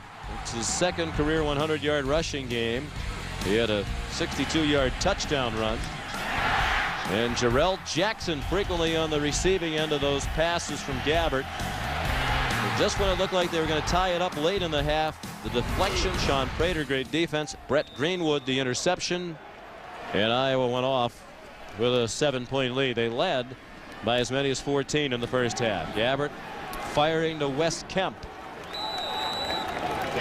10-yard gain.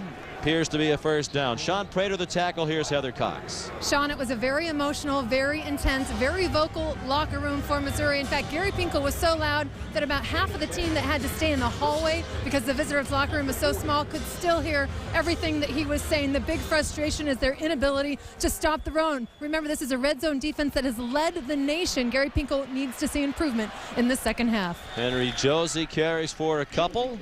Adrian Claiborne in on the stop with Jeremiah Hunter. They're not accustomed to being behind at the half. Only the third time this season. Now, that's probably one of the undertold stories nationally in college football, the success of this Missouri program in the last 4 years. They've now won 40 games in the last 4 years. They've averaged 10 wins a season in the last 4. But you don't hear a lot about them around the country, and you should. He's built it into a solid program that's starting to recruit at a higher level. They've upgraded facilities, and it looks like they're going to be a player on the national stage for a long time. There's no question about what Gary Pinkel has done here, and he did it the right way. And he came in and he started, and they massaged their schedule a little bit, and then once they were able to start recruiting and they've been getting receivers, they've been getting a lot of offensive players, and now they have some speed on their defense. This program is going to be at the top for a while. They put a premium on speed and recruiting, which so do a lot of other teams. Gabbert is flushed, being chased by Klug. He got a hand on him and got him across the boundary. A good defense by Iowa. They'll force an early punt. Caledonia loves Carl Klug, but so do the Iowa Hawkeyes, because he's had a great career here. He's a tough guy. He's smart. He gives you everything he has all the time. There's no quitting him. He's a little bit undersized at 270 pounds for an interior guy. He will get bigger and stronger, and he'll have a shot at the next level. Matt Grabner punts. He's a former walk-on, was playing club soccer in Missouri. His buddies encouraged him to try out for the football team. He did. He became their starting punter, and a very good one. And that punt's out of bounds after 55 yards at the 3-yard line. But Paul Chaney cannot let that ball hit the ground. It's one of the cardinal sins of the kicking game. You don't let the ball hit the ground. He's got to do whatever he can to try to get to that thing. That being said, that is a heck of a kick. Right on the edge. There's Iowa on offense for the first time in the second half. Poorest field position of the night from their own 3. Marcus Coker to the 6. Will Ebner made the tackle.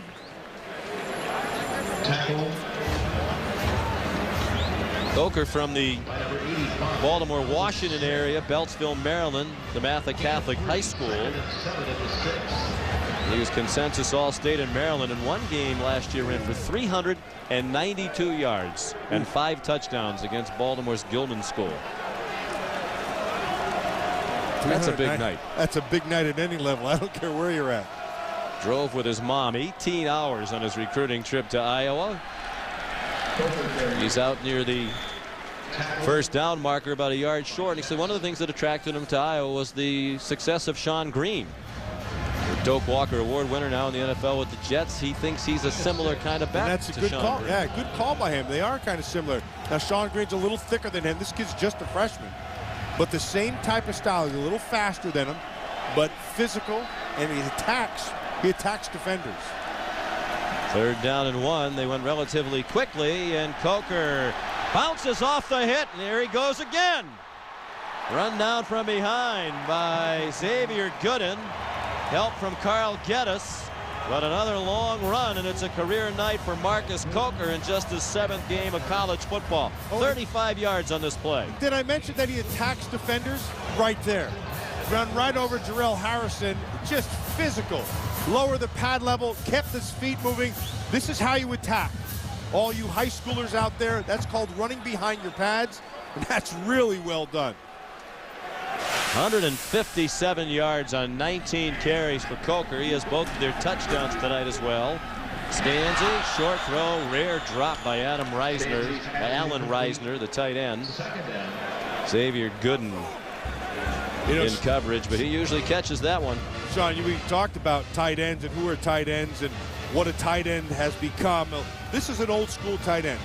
Reisner can block at the point. He stays inside. He runs well enough, has good hands. This is going to be a kid who does well at the next level. He can be an H-back. He can be on the line. He can move. Good player. One catch tonight.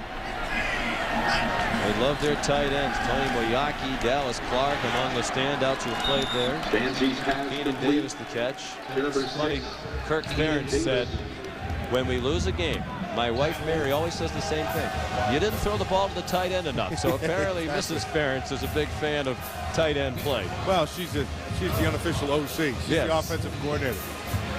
And she knows, she's been around football a long time, and she's been listening to what he says about football. And so when she hears what he says he wants to do and doesn't do it, he hears about it when he comes home. Ferentz has 5 children, including the starting center, James, the 4th of their 5 kids. Ryan Ferentz is also a standout player. There's James. Nice adjustment. Really nice. Except it took too long. The clock went to 0. Defensive coordinator Dave Steckel waited to the end. They got to the line of scrimmage, and then he shifted it. And then that's when Ferentz was trying to make all of his calls along with Stanzi and used the clock against them. 10th season on the staff at Missouri. 2nd year as the defensive coordinator. You know, in any level, I was going to say National Football League, but in the NCAA as well. As a center right now, if you can't see and if you can't identify, you can't play. First penalty against Iowa tonight. There have been only 2 committed by Missouri in a well-played game. Stanzi throws, first down. Colin Sandeman the catch in the Mizzou territory at the 40-yard line. 13-yard pickup.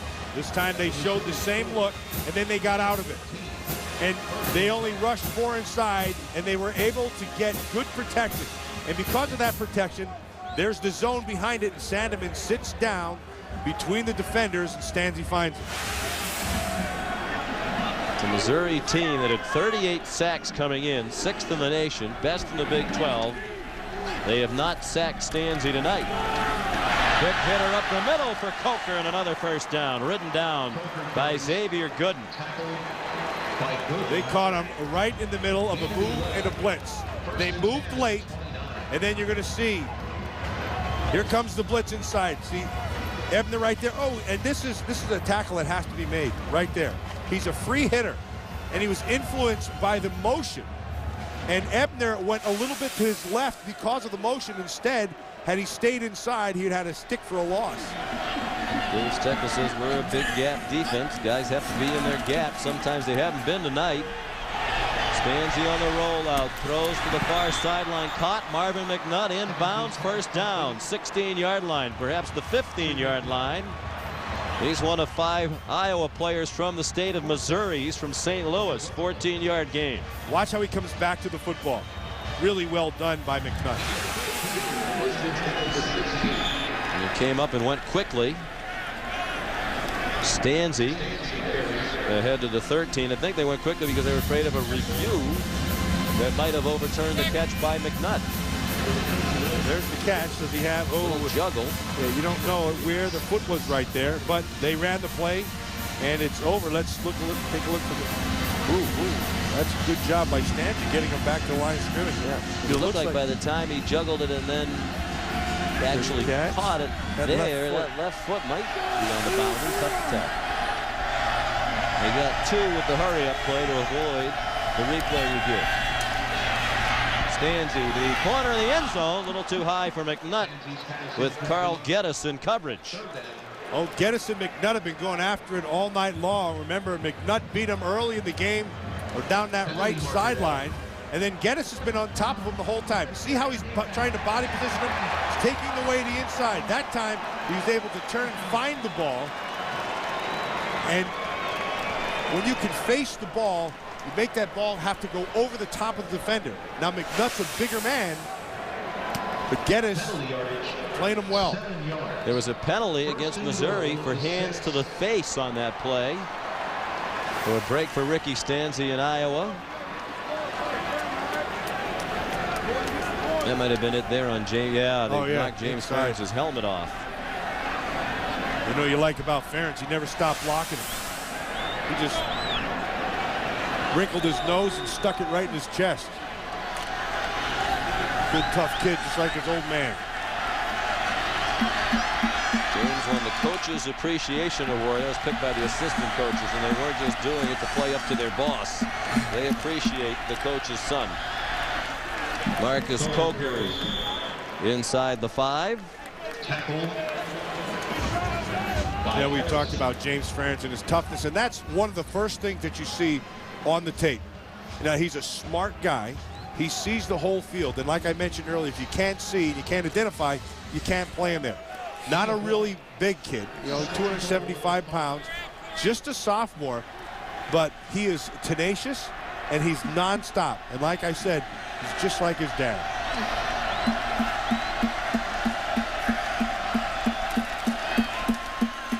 And off to Coker. He got hit at the line of scrimmage, bounced ahead for a yard.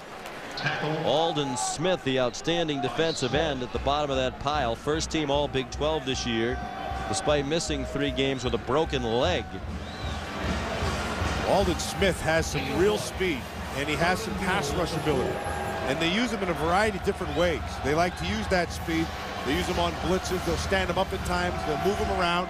They'll put him down inside as a defensive tackle sometimes to get some speed going on a 4-man rush. 12th play of the drive for Iowa. Remember, they started at their own 3. Now they're at the Missouri 3. Stanzi into the end zone, broken up. Deflected away by Andrew Gatchkar, the outstanding linebacker. Gatchkar was able to get back and just get a hand on it. The play action is designed to have Gatchkar get towards the line of scrimmage and attack the line of scrimmage. But he had enough discipline to be able to get back and get his hand in there. Meyer to kick. So they forced a field goal attempt from a tough angle. And Schultz, longtime snapper, Donahue the holder, and Meyer, who's 1 for 1 tonight from 34 yards. This is a 21-yarder, but from the right hash mark. And nicely done by the true freshman walk-on from Dubuque, Iowa. It makes it a 2-score lead again for the Hawkeyes, trying to win their 3rd straight bowl game for the first time in school history.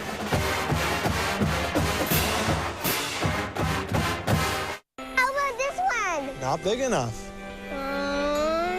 This one, this one, this one. Still not big enough. What's the biggest one here? Let's be honest. No one ever wished for a smaller holiday gift. It's the Lexus December to Remember sales event. And for a limited time, we're celebrating some of our greatest offers of the year. See your Lexus dealer. New Smirnoff Premium Malt Mixed Drinks. A delicious collision of blueberry and lemon. And a real mixed drink taste worthy of a glass. 5.8% alcohol by volume. Please drink responsibly. Excuse me. Your change. It's nice to know you can trust people. State Farm is counting on it. They want you to talk to your neighbors, then call a State Farm agent, find out how you can get discounts up to 40%. See, State Farm insures 40 million drivers. That's more than Geico and Progressive combined.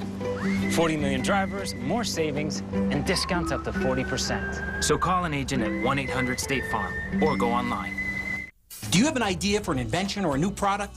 Bill Schaefer, co-inventor of the Splash Wash, did. He came up with the idea while watching his children play. InventHelp submitted his idea to Wham-O, makers of toys like the Frisbee and the Hula Hoop. Hi, I'm Clarence McGee, the sales director of InventHelp. To find out how we can help you try to submit your idea to companies, call for your free information. Bill Schaefer made a financial gain with his invention. Bill's experience is not typical, and most inventions are not successful. For your free inventor's information, call 1-800-349-4512.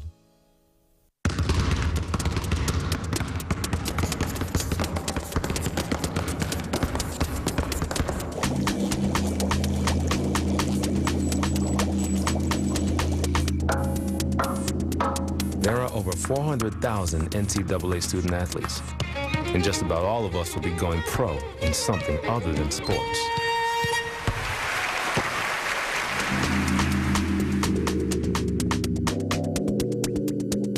College football in high definition is presented by Vizio.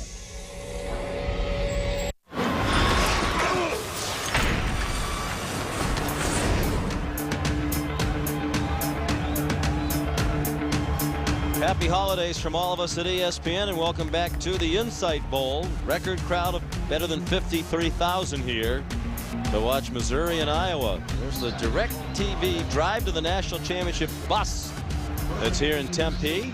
Joining us at the Insight Bowl, they gave us a ride from the hotel over here tonight. And what was that traveling in style? We head up to San Diego for the Holiday Bowl on Thursday, then the Rose Bowl in Pasadena on New Year's Day, and back here for the National Championship game, the Tostitos BCS National Title game in Glendale on January 9th. We're going to have to make a couple modifications in there. They don't have enough food supplies. That's the first thing I noticed. Not the about a 3-block trip. I was assuming you could go that long without eating.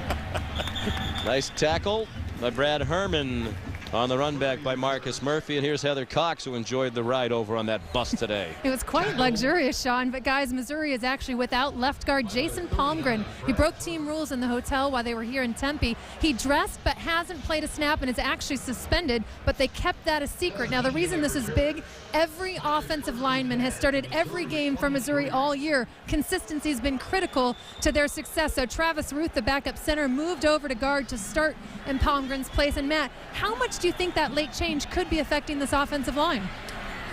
Well, that's a good question, Heather, but I think the bottom line, the way they've been protecting right now, particularly when we looked inside and we saw how Justin Britt had been playing, number 68, I think they've managed it. And again, that goes back to next man up. And I think Britt has filled in admirably for Palmgren. And Travis Ruth is rotated in. He's played a lot this year at center and guard. TJ Moe had the first down catch. Now Agnew makes a diving catch on second down. Michael Agnew, one of the 3 finalists for the John Mackey Award as the best tight end in the country, showing his great athletic abilities at the 46 of Iowa. Well, now you saw all the hard throws, and you saw the on-the-line tough throws where you're talking about the Pythagorean theorem throws. Now this is a touch throw. That is really well done, just over the top as you're looking at Tyler Sashdown, number 9. Just over the top of Morris, number 44. You can see him right here. And Morris is going to run with him. Get your hands on him. Now get in his hip pocket. Watch the touch. That is really, this kid's the real deal, Sean. Those NFL guys that we saw before the game who came to watch him are seeing exactly what they came for. Well, we mentioned he's listed as a tight end, but he's really a split out receiver most of the time. Does he block well enough to be, a typical pro style tight end?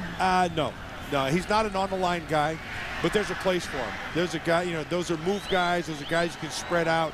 You can motion them. They are guys who present problems in how you match them up. Looked like just a cramp for Sash, the way they were flexing his toes there. Agnew was not all that highly recruited out of Plainview, Texas, but the coaches saw great athleticism. He was a 25-foot long jumper. Gabbard over the middle. James Morris right there on Agnew, but Morris needed help to wrestle Agnew down. That's 8 more yards for Missouri, and Blaine Gabbard has them on the move. Here in the third quarter, he's thrown for 332 yards. And to piggyback off of what Heather said, this offensive line, they are protecting extremely well. Gabbard. And many more runs by design over the second half of the year, and effectively so. He got the first down to the 29. Well, Kirk Ferentz was talking about his ability to run and not to be surprised when he did it and be prepared for it, because he has that ability. 10-yard gain on the run by Gabbert. Now all day to throw. But the sun is setting on that day, and he throws it away. Be interesting to see, Matt, now down the stretch, this Iowa defense. Again, playing a hurry-up team, spread team. You think back to the Northwestern game. Yes. When they were clearly out of gas as a defense and coughed up the lead, one of the 4 fourth-quarter leads they lost. Will they have enough in the tank to go all the way, particularly with a depleted defense? They're very short-handed at linebacker tonight. And Gabbert has exploited that. He throws right down the middle for another first down. Michael Agnew down to the 16-yard line. They took Elvis Fisher, the offensive tackle, and motioned him all the way outside and lined him up almost as watch Fisher. See him coming. Here he comes. You can tell he doesn't have the usual gait of a receiver. They line him up on the line of scrimmage and throw the ball to the tight end. Just messed up the Iowa defense. Gabbert throws, caught by T.J. Moe. He's a yard short of another first down. And Norm Parker, the defensive coordinator for Iowa, said you have to get ready for what he called oddball formations when you play Missouri. They'll put both tackles on the same side. They have a lot of stuff that you don't see, a lot of unbalanced line. Line them up outside, and it creates an unbalanced look to that other side. And so what that does, defensively, you're like, where do you line up? How do you cover? Who are you taking?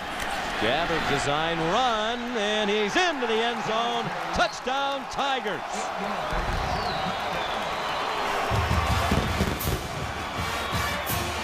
For those of you college football fans out there that have not had a chance to watch Blaine Gabbert, this isn't a secret. This kid's the real deal. Nicely done by Fisher. Not only can he split outside and give you that wide receiver look, he can also play tackle pretty well.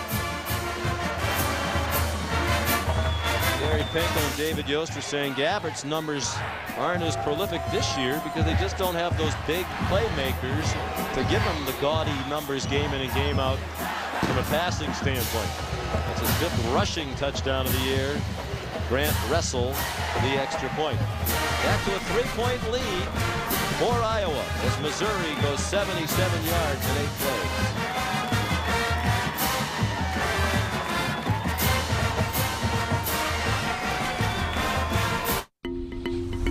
Capital One presents Flashback Images 2005. With only seconds remaining, down by 1 point, the Hawkeyes' Drew Tate finds Warren Holloway streaking behind the defense for the game-winning touchdown. And he's caught! 10, 5, touchdown! Holloway! Oh, my! For more great images, tune into the Capital One Bowl on January 1st on ESPN. If you have diabetes and you're on Medicare, call now to get the new talking meter. These new meters are more accurate, they're easier to use, and the best news is you don't have to prick your fingers anymore. Arriva makes it simple. They bill Medicare directly. There are no upfront costs, and they deliver your supplies right to your door for free. Laying down some new home-style steak and cheese. Start with a foundation of freshly baked bread, a beat we can all get down to. Then lay down wave after wave of tender steak, all piled high under a blanket of bubbly cheese. Get wild with toasty green peppers, red onions, and a deep, rich wild mushroom sauce that'll leave your taste buds begging for more. The new fresh toasted Subway home-style steak and cheese. Crank up the flavor at Subway.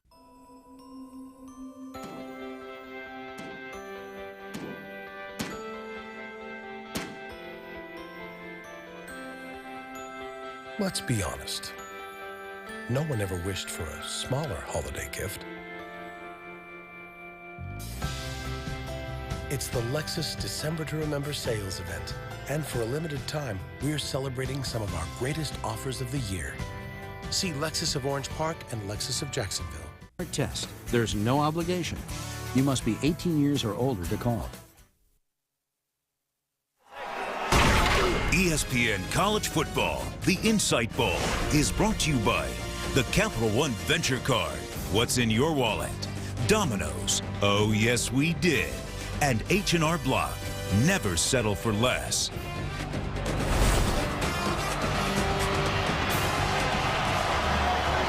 And we're back at Sun Devil Stadium in Tempe, Arizona. This 22nd Insight Bowl. Had a couple of different homes over the years. They started off playing it down at the University of Arizona in Tucson. Then they played for a while at Chase Field in Phoenix, the Diamondbacks ballpark in Major League Baseball. This is the 5th game here at Sun Devil Stadium, and they've set the attendance record here tonight. And it's appealing Big 12, Big 10 matchup, better than 53,000 on hand. Paul Cheney Jr. running back Trey Barrow's kickoff. And he's out to the 38-yard line. The kicker, Barrow, had to make the tackle. Join us New Year's night on ESPN. Matt, Heather, and I will be right here in this beautiful area for the Tostitos Fiesta Bowl, as Jordan Todman, one of the best running backs in the country, and the Connecticut Huskies make their first appearance in a BCS bowl game. They'll be taking on Landry Jones in 7th-ranked Oklahoma.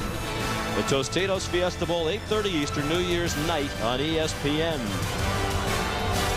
UConn lost their last five Oklahoma BCS bowl games. UConn in that running game. Jordan Todman's a real deal. That's a guy who will be a high pick. Marcus Coker, an 11-yard gain. And another first down. Andrew Gatchkar, the tackle. Yeah, the big thing there, Sean, is going to be that UConn defense kit. What can they do with that Oklahoma offense? And that will be the real key. But I think offensively, Jordan Todman, he'll get his requisite yards. That'll be fun to watch. Coker getting his yards tonight up to 180 yards rushing. The Insight Bowl record is 260 by Byron Hanspard of Texas Tech as the Air Force in 1995. Pump fake and a deep ball by Stanzi. Up for grabs and intercepted by Kevin Rutland. And running room down the far sideline.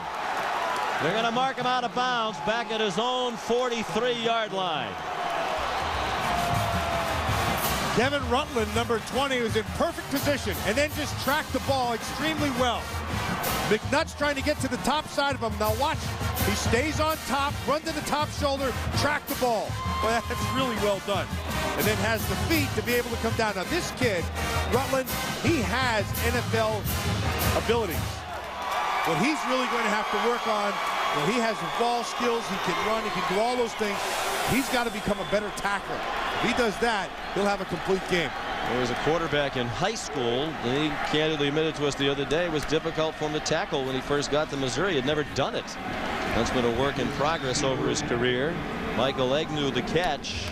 He had 3 catches on their last touchdown drive. So each team has turned it over only once. Gabbard picked off once, and now Stanzi intercepted for just the 5th time this season. 3rd pick of the year for Kevin Rutland. 6th of his career, senior out of Houston, Texas. And the Lawrence across midfield, first down to the 45 of Iowa. And these are 2 of the very best teams in the country in turnover margin. Iowa's plus 13, Missouri's plus 11 for the year. Look at Elvis Fisher over here on the left side. And he's blocking an All-American right there in Adrian Claiborne. And that's the first time I've mentioned Claiborne's name. Very quiet. I was stunned he was an All-American this year. Yeah, he stunned. There's Lawrence. Another first down to the 28. I don't know if that was by reputation, but we've had 4 Iowa games now this year, and I've hardly noticed Claiborne in any of them. And some of it is he gets extra attention, but he got extra attention last year too, and his numbers were way better than they are this year. You know, he has some skills that can set him apart. I personally believe he's a left end, not a right end.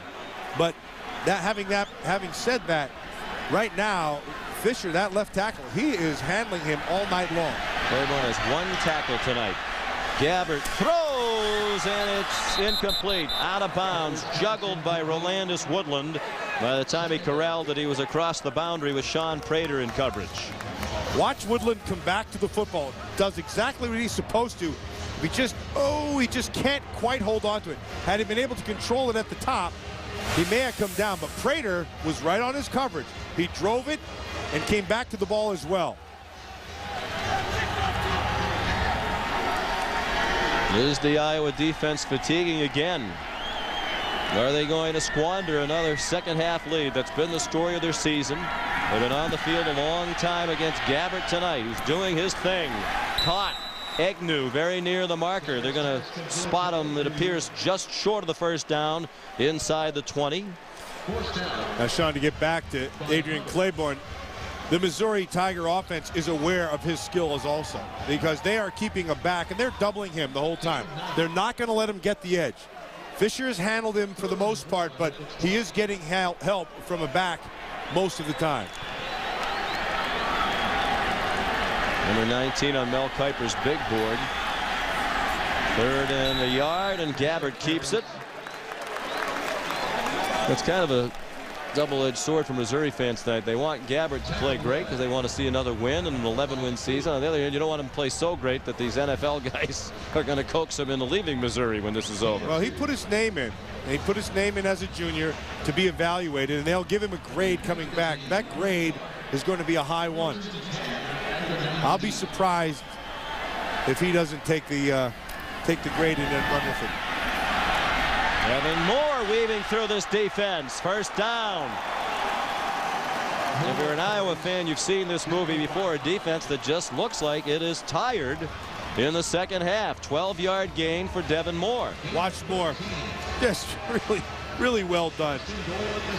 Just good vision. Knows where he has to go. Gets back up inside. And the defense, as they start to flow, he uses it against him. Cuts back inside. Finds his way for a first.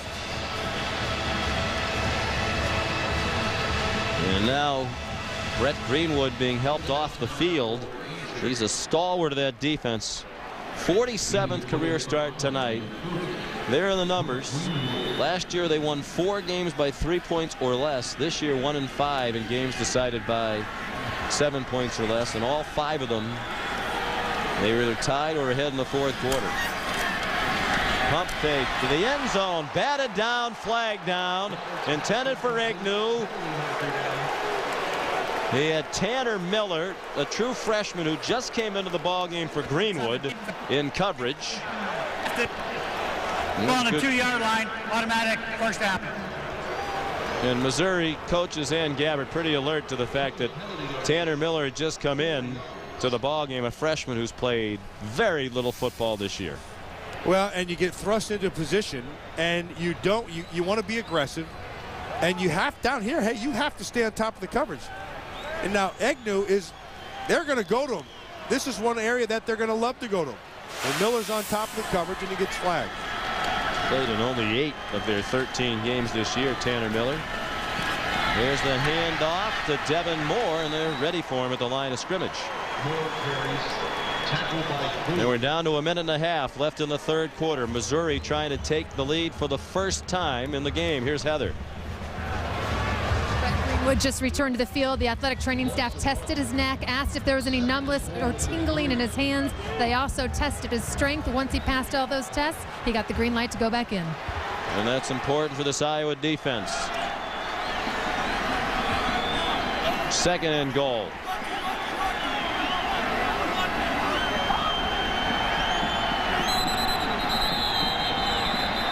And a timeout called by Missouri from the sideline. Gary Pinker was all the way halfway out on the field. He wanted that timeout fast.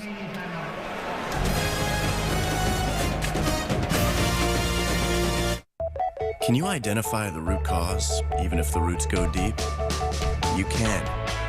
At CA Technologies, we help you assure IT performance no matter how far down the issues are buried. CA Technologies. We can. Can you harness the power of the cloud without creating storms? You can. At CA Technologies, we help you manage and secure the cloud for greater business agility. CA Technologies. We can. I would love to have been a musician, but I knew that I was going to need a day job. We actually have a lot of scientists that play music. The creativity, the innovation, there's definitely a tie there. One thing our scientists are working on is carbon capture and storage, which could prevent CO2 from entering the atmosphere. We've just built a new plant to demonstrate how we can safely freeze out the CO2 from natural gas. It looks like snow. It's one way that we're helping provide energy with fewer emissions. H&R Block is doing a second look at our taxes. So someone was in here this morning and left us some flyers. I own a quilt store. I don't like doing taxes. Numbers aren't my kind of thing. I'm really a people person. You're going to carry an inventory. You're going to have miles. There was a lot that I guessed at, and I have a feeling I guessed wrong.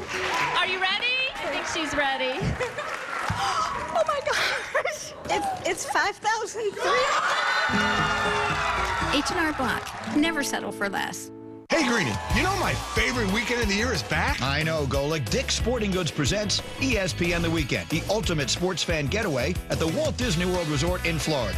Get up close and personal with some of your favorite athletes and ESPN personalities, and check out ESPN telecasts, an interactive sports zone, and so much more.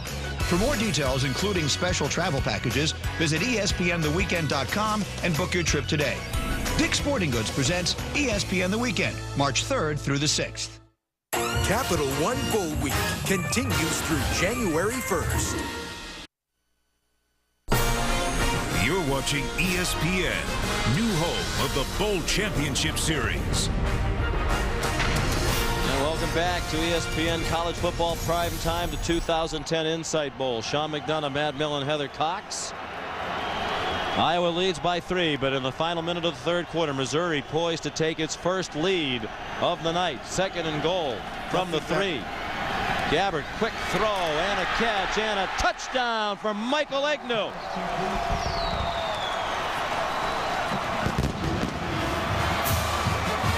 Missouri spread them all out, Sean. 4 receivers to the left, 1 to the right. There was nobody in the middle of the field. They tried to block it from the outside in and bring Egnew back inside. They were successful with an Iowa player down.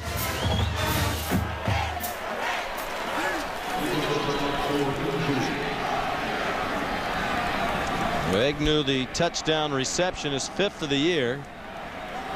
He's been much more of a target here in the second half. He had 1 catch in the first half. He's had 6 here in the third quarter. Again, it's Greenwood being helped off the field for the second time. So Missouri capitalizes on a rare turnover by Iowa. The interception thrown by Stanzi was Iowa's 10th turnover of the season. They started the night tied with Wisconsin for the fewest turnovers in the country. The extra point up and good by Grant Russell, the junior from Jackson, Missouri. And the first lead of the night for Mizzou is a 4-point edge, 24-20. We take a look at tonight's H&R Block never settle play. Watch Egnew right there. And they're going to get the ball out to him quick. And then all the receivers, they want to be able to get on all the defenders. And then just let Egnew run. Dave Yost, the offensive coordinator, says he runs violently. And you can see he's a physical runner. Like you mentioned, Sean, he's not a real big guy. And in terms of the blocking, he's a willing blocker, so he will do that. But when he runs the football, you saw what happened to Greenwood at the end. He got physical with him. He's tall at 6'6", but just 235 pounds. Tremendous athleticism and run and jump. 8th of 9 children from Plainview, Texas, having a remarkable year. And here's a guy who was a backup for the last couple of years. Came into this season with just 7 career catches. Paul Chaney Jr. bringing back Trey Barrow's kickoff. And he's spun down at the 28-yard line by Matt White. Now it goes back to the offense and that offensive line. See if they can protect Stanzi, get the running game going, because they need to answer. It seems it's apparent, obviously, that this Missouri offense has found its stride. They've been moving the ball well since the middle of the second quarter. Missouri now at the edge in most of the stats. Marcus Coker gang tackled just shy of the 30-yard line. Some extracurriculars after the play. Aldon Smith there again. Terrell Rosano also in on the play. Reisner then on Aldon Smith, the tight end, getting after each other a little bit. Reisner's a guy who will block inside at the tight end. He's an online guy. Aldon Smith has the good speed, but also plays with good leverage. He can be physical when he has to be.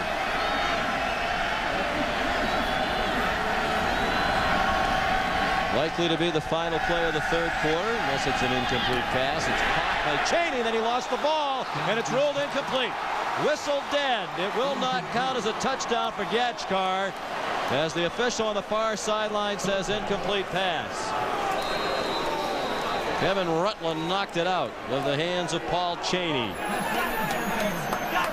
At the end of the third period of play, the 22nd annual Inside Bowl, Missouri 24, Iowa 20. They never had it. Ooh, I wonder if it didn't hit the ground. If it did not hit the ground, Sean. Well, we'll ponder that for a moment, and we'll look at it again. Christian Ponder? After a timeout. After we pay your salary for the 3 million shows that you run on ESPN every week. Back for the fourth quarter after this. The 2011 Discover Orange Bowl, Monday, January 3rd on ESPN.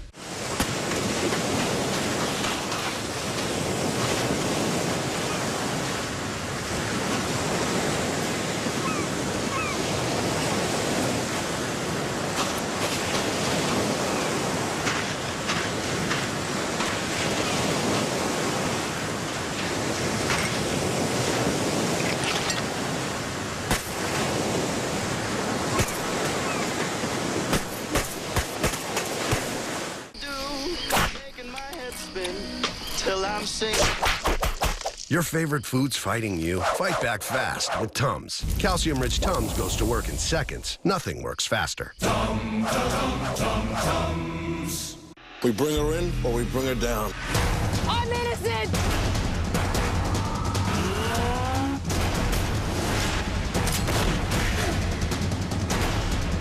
You got me. Now on unrated Blu-ray and DVD.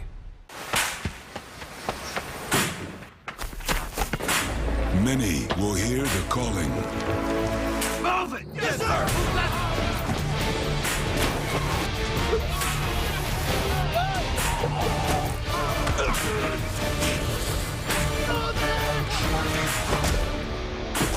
Few will earn the title United States Marine. The few, the proud Marines. The Barclays Premier League is on ESPN2. Oh, that's an explosive hit from Nani. Every win is crucial as Man U looks to fend off West Brom. Saturday at 7:30 a.m. Eastern on ESPN2 and ESPN3.com. Coming up on SportsCenter from Los Angeles, the Eagles lose at home. They lay an egg. What's that do to the NFC playoff picture? Terrell Pryor apologizes, but will he be a Buckeye next season? They are coming.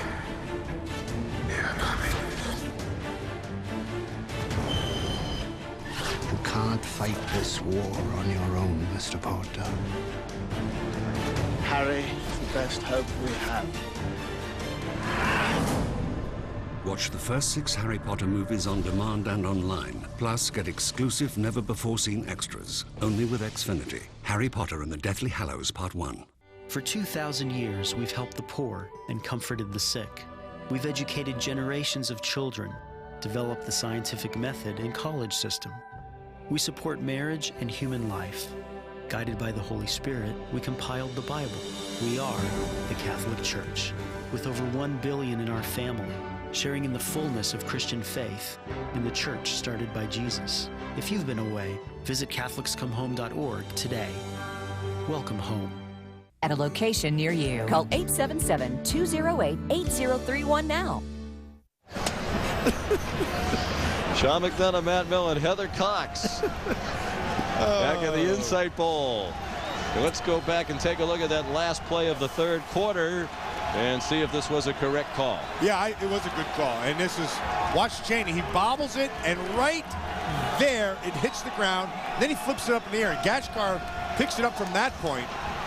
And he never had possession, as you see, juggling, it's still sliding around, never had it, hit the ground. Good call by these MAC officials who've been excellent tonight. Yes, they have been. So 3rd down and 7 for Iowa, having just relinquished the lead for the first time tonight. 15 minutes to go. Can they turn the story of their season and win one in the 4th quarter? Stanzi, plenty of time, deep throw and intercepted. There is a flag down. Jarrell Harrison picked it off, but there is a flag. There are actually 2 flags now near the 50-yard line. If it stands, it's the 2nd interception of the year for the senior from Las Vegas. Ricky Stanzi confident it's against Missouri as he's staying out on the field. Alan Reisner was the intended receiver.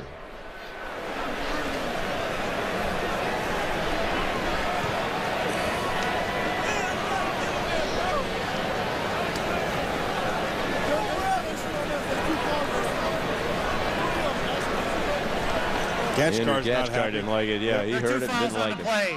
Holding on the defense. That penalty's declined. Personal foul. 57 on the defense. Unnecessary roughness. That penalty's accepted. 15-yard penalty. Automatic first down. That's Brad Madison called for the very costly personal foul. There was a hold as well. There's the hold. Yeah, that's a little bit more than a hold and a good call, and right on top of it. And then Madison on the other end, number 57, once he sees it, he goes after Stanzi. He was trying to block him, so I don't know about that one. Yeah. Peg Kulagowski, the defensive line coach there, has done a great job. Stanzi. Quick throw, nice catch by Reisner, and a little spin move to get to the 50-yard line. Trying to get away from Kevin Rutland. Kenja Jackson came over to help Rutland. A 5-yard gain for the senior from Marion, Iowa. That Rutland's a good player, Sean. I think the more you watch him and the more you see him, you can see the athleticism. You can see he has a good sense outside. He covers extremely well. And has a good job of staying in there to get it on the tackle. He's become a team captain as a senior. They said he was kind of a reserved guy earlier, but grew into a leadership role. Marcus Coker. First down, 42-yard line. Will Ebner made the tackle, and here's Dari Noka. All right, guys, time for Sports Center right now. Joe Webb got the start, threw for 195 yards, also ran for a touchdown as the Vikings beat the Eagles 24-14 in Philly. NFC Pro Bowl starting quarterback Michael Vick turned it over 3 times. The loss for the Eagles gives the Bears a first-round bye in the NFC playoffs. Dwayne Wade racked up a season-high 40 points. The Heat beat the Knicks by 8 in Miami. Amari Stoudemire 30 in the loss. Full highlights on SportsCenter after the game. All right, Dari, we look forward to SportsCenter as always. Good football game here. 13.5 to go. Iowa down by 4, but driving, trying to take back the lead. Coker stuffed for a 1.5 yard loss. Alden Smith, Will Ebner in there. By Smith. Good job. That was another stunt. That wasn't a blitz, but it was a stunt. You're going to watch Alden Smith. He's going to come down hard inside, and Ebner rather, he comes around the outside. See them all slanting, all slant down inside. And Ebner does a nice job of staying patient, allowing that to clear, and then cleaning up. First carry for Coker tonight that resulted in a loss, and it was his 26th carry of the night. 10th here in the second half. 2nd and 12. Coker mounts it to the right, only 2 there. Andrew Gachkar made the tackle. Senior from Overland Park, Kansas. Of course, Kansas is their arch rival. There are only 3 Kansans on the Missouri team, but Gachkar's dad was a lifelong Tiger fan and also a Missouri grad, Tom Gachkar. So Andrew grew up in Kansas cheering for Mizzou. Well, that coaching staff loves Gachkar. He's the one guy, the one linebacker who really runs well, always around the football, very good instincts. Big 3rd down and 10. Just a 4-man rush. And And it's almost intercepted again, intended for Cheney, and Rutland saw that coming, stepped in front of it, and was almost off to the races. Well, there's Rutland again. He's had himself a very good night for defensive coordinator Dave Steckel. Stanzi right there is lucky, because this one could have been 58 and out the gate right here. You can see in situations like that, they miss Johnson Koulianos. They miss Adam Robinson, who's a very good receiver out of the backfield. You'd like to have those guys out there on 3rd down and 10 to give you a better chance. Donahue's punt well into the end zone. Nice catch by Micah Hyde, but it doesn't matter. Good catch. And a timeout.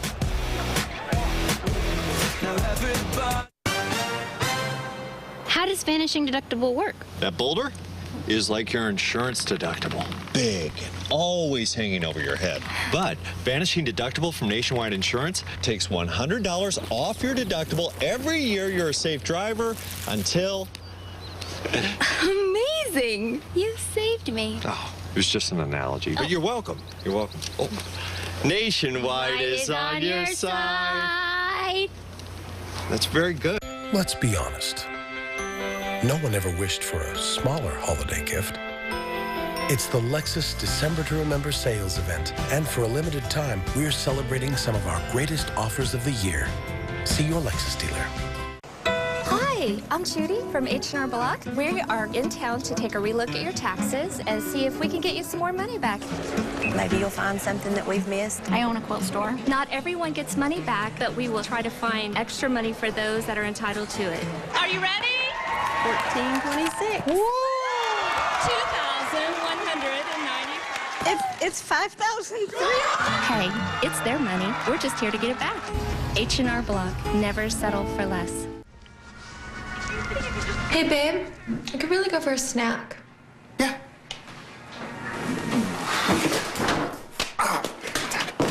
No.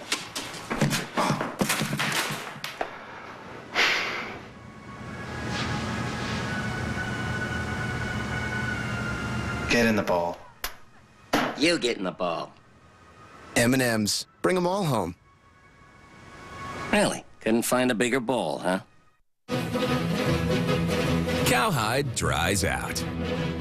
So does your man hide. Regular men's body wash can dry out your skin. Dove Men Plus Care is different. Only Dove has micro moisture to fight skin dryness. So that man hide of yours stays clean and moisturized no matter what you put it through. Dove Men Plus Care. Be comfortable in your own skin. Dove Men Plus Care. Also available in a bar.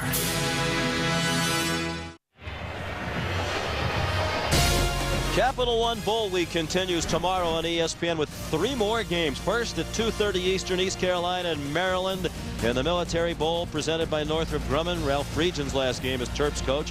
At 6 Eastern, the Fighting Illini take on Baylor in the Texas Bowl. First bowl game for Baylor since 1994. And finally at 9:15 Eastern, Arizona and 14th ranked Oklahoma State in the Valero Alamo Bowl. A triple header on ESPN tomorrow. Capital One Bowl Week. How about Ralph Friedgen, ACC Coach of the Year? Gone. What have you done? Bill Stewart wins 9 games, gone. It's a tough profession. Yes, it is. Missouri scored touchdowns on their last 2 possessions, and here they come again. Kendall Lawrence took the short pass for 9 yards. Tackled by Adrian Claiborne, and that true freshman Tanner Miller back in there for the injured Brett Greenwood. And that's a huge loss for the Iowa defense because Greenwood's played almost every down for the last 4 years at safety. The second team All Big Ten this year.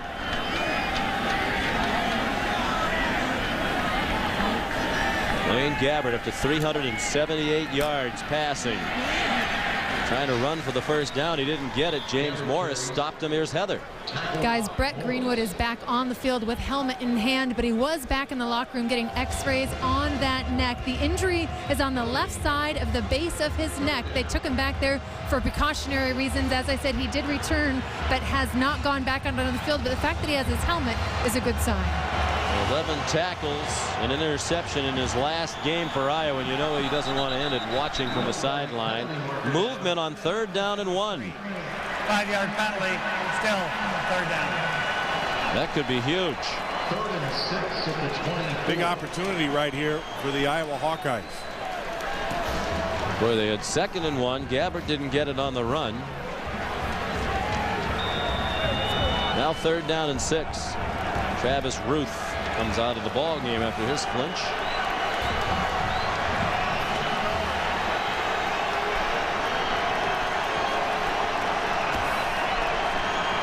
They're 6 for 11 on 3rd down tonight. Gabbert under duress, threw it away. Pressure for one of the few times tonight from Adrian Claiborne. There's the All-American showing up when his team really needed him to do so.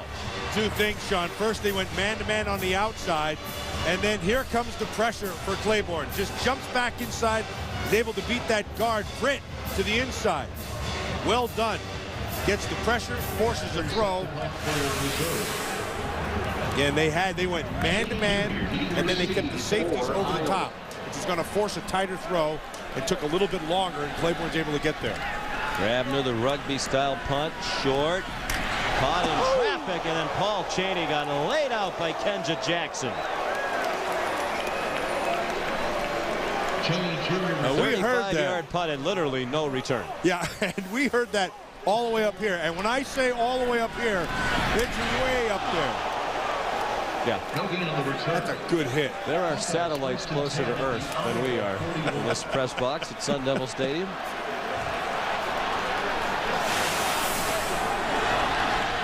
Kenji Jackson, well, that was a nice hit.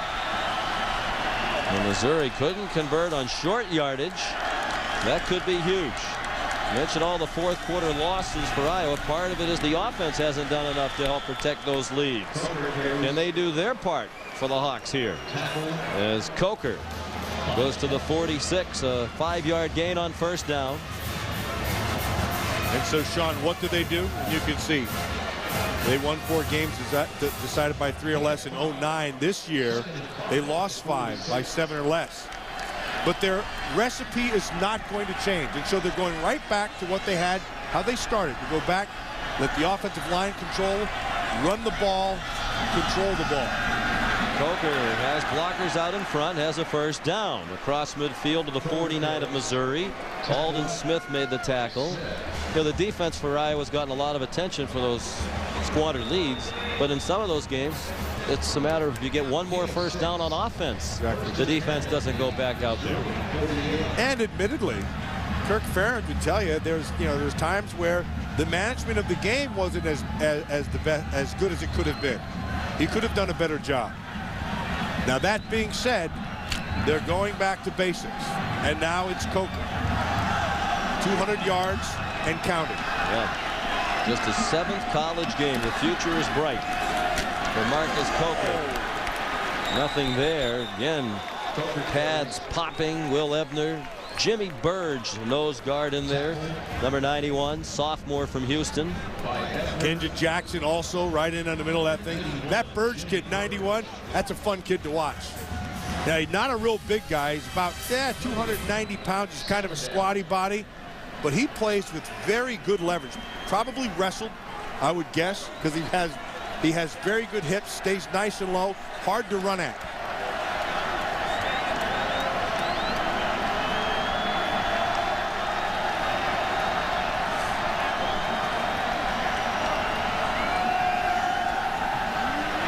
Stanzi on 2nd and 10 into traffic and intercepted again. Picked off by Jarrell Harrison. And that one's all on Stanzi. Harrison does a nice job of undercutting the receiver, but the ball needed to be thrown out just a little bit further. He has the time. He's able to find him.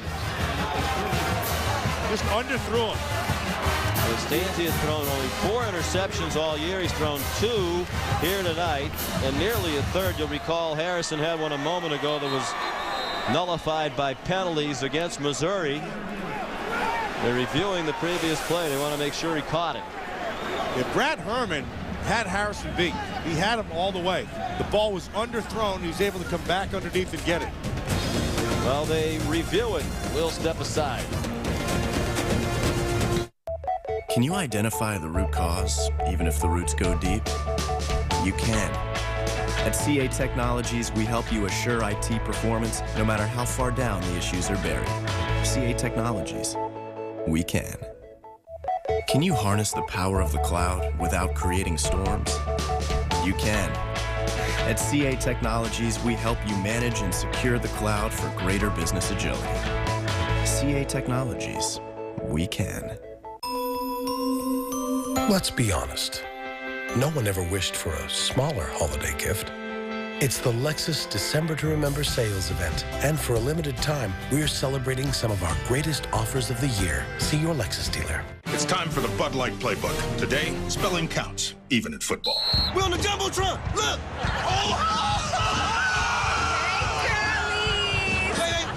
Wait. Oh, my goodness. This don't look right, fellas. Oh, guys. Watch out, left. Saw you on the big screen. There we go. Thank you. Here we go. Never send the Z's for Bud Light. Bud Light, the sure sign of a good time. Here we go. Proud to stand on our own. Proud to be homegrown. Can you hear it? Feeling the American spirit. No matter when, no matter where, Marathon will take you there. Right now, when you buy one juicy original chicken sandwich at Burger King, you get a second one for free. It's more than a handful, it's a handsful. Buy one, get one free, only at Burger King. Let's be honest. No one ever wished for a smaller holiday gift. It's the Lexus December to Remember sales event. And for a limited time, we're celebrating some of our greatest offers of the year. See your Lexus dealer.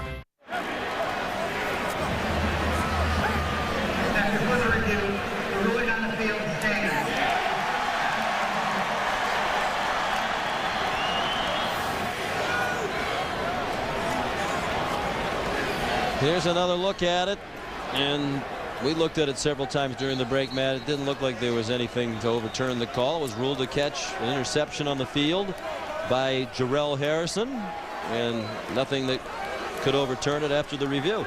Jarrell Harrison did a good job of getting his hand underneath the ball and controlling it, and that's exactly what they replayed and looked at. Stanzi he had Herman. Herman had Harrison beat. He underthrew the ball.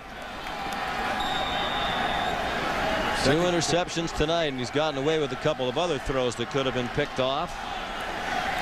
So here's Gabbert. They're going to come out flinging it up by 4.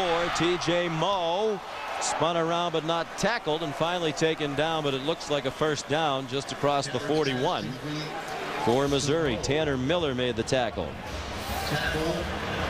Another crossing route, which of course requires time. And there's plenty of time. He's able to find Moe. And if I could just find a Curly and a Larry out there, we'd be in great shape. Hey, Moe.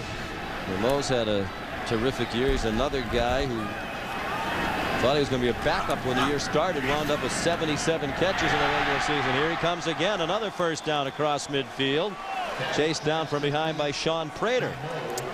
Now, this is the part of the game that people don't see all the time, because here's TJ Moe, and this is man-to-man. This is man-to-man against a good cover corner in Prater. They're keeping the safeties over the top, but they've decided to match things up, and Moe's winning inside. Here he is again. 12 catches for TJ Moe. 89 for the year. Wes Kemp, short catch, hit immediately. Jordan Bernstein made the catch. He's played very little this year. That's how depleted they are due to injuries on defense. He did not play very well, but Sean, he read that like he plays all the time. He sees it, nice break on the ball, and a good hit. Kemp got out slow. In fact, he's coming off the field now. Gabbert's over 400 yards passing now, 402. The Insight Bowl record is 476 by Drew Bledsoe. Washington State against Utah back in '92. And he'll add to that total with the completion of Jarrell Jackson. He's over 100 yards receiving tonight, 126 on 8 catches. Sean Prater made the stop. Here's a big 3rd down and 2, perhaps in 4-down territory if necessary for Mizzou. 6.5 to go. Missouri the ball in a 4-point lead. Gabbert, a threat to run in these situations. Throws short from Mo. He has it. Pushed out by Hunter, a first down. I was shocked. I thought for sure, with all the man under, too deep they were going to, they went to his zone, Sean. And this one surprises me. He locked it up on the outside, but he has Hunter on the inside against Mo, and Mo's been eating that up all night long. Gabbert's 5 for 5 on this drive. 38 completions is already an Insight Bowl record. The previous mark was 36 by Graham Harrell of Texas Tech against Minnesota in 06. Perhaps on his way to a career high is 418. His career high is 468. Running all over. Throws it away. Threw it right to Micah Hyde. Hyde's taken one back for a touchdown this year. Iowa's returned 3 interceptions for touchdowns this year. This might be another. Micah Hyde all the way. Touchdown, Iowa.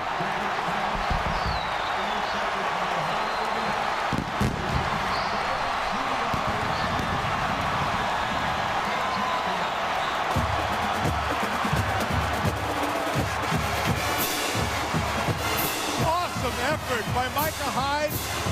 Awful decision by Gabbert. Should have thrown it away. Tried to make a play, and Hyde made him play. Hey, rather, sorry. Micah Hyde's 4th interception of the year. Just when it looked like Iowa was clinging to life in this game, they have the lead. The extra point is good. Doinked in off the right upright by Mike Meyer. And the lead is 3. Their 4th interception return for a touchdown this year. You'll recall that earlier this year, the game against Michigan State, Sash picked one off, lateraled it to Hyde, who went 66 yards. One of the plays of the year in the Big Ten. Here's one of the big plays in recent memory for Iowa. They're up with 5.5 to go. The 2011 All-State Sugar Bowl, Tuesday, January 4th on ESPN.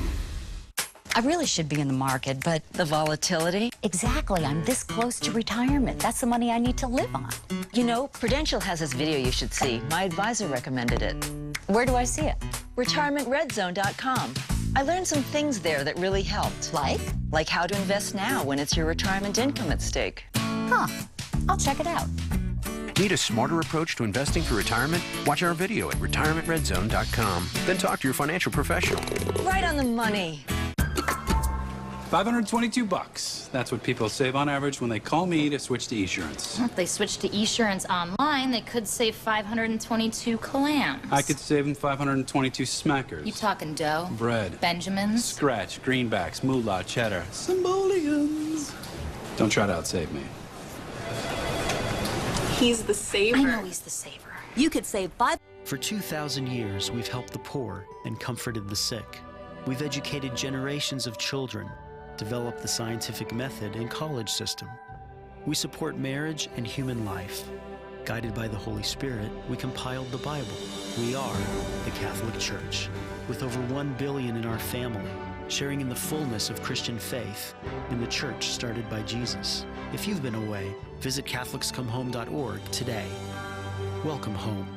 Attention. The anti-acne drug Accutane is a very dangerous drug. If you or a loved one took Accutane and now have Crohn's disease, ulcerative colitis, or your colon has been removed, call the Greg Jones Law Firm right now to see if you may qualify for financial compensation. Several juries have recently awarded millions of dollars to Accutane victims. If you ever took Accutane or any of these generic versions and you now suffer from any of these conditions, call 1-800-587-4554. For your art test, there's no obligation. You must be 18 years or older to call. ESPN College Football, the Insight Bowl, is brought to you by Insight, a proven provider of game-changing technology solutions for your business. The Lexus December to Remember sales event, now for a limited time at your Lexus dealer. And Discover, it pays to discover, official card of the Bowl Championship Series. Well, what a play by the Iowa defense, a unit that's taken a lot of criticism and much of it deserved for squandering so many leads in the fourth quarter this year. But the defense just got the lead back for Iowa. Blaine Gabbert's 38 out of 51, but he's thrown 2 crucial interceptions tonight. One in the end zone going in at the end of the first half when it looked like they were going to tie up the game. And now this one when it looked like they were just about to take control of the game. Mike Meyer kicks off. Marcus Murphy from the 3. And he did not reach the 20. Officially a 72-yard interception return by Micah Hyde. Longest in a bowl game ever by an Iowa player.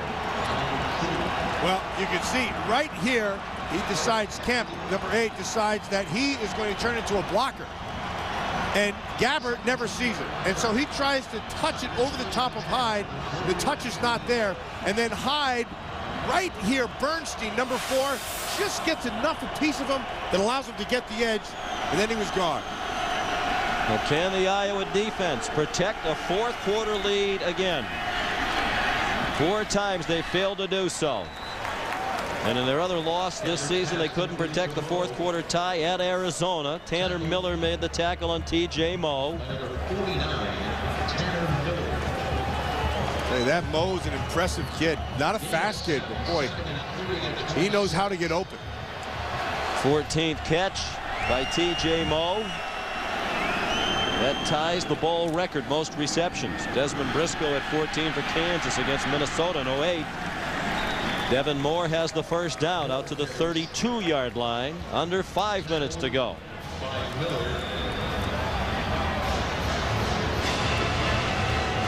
Now, inexplicably, they've slowed their pace attack.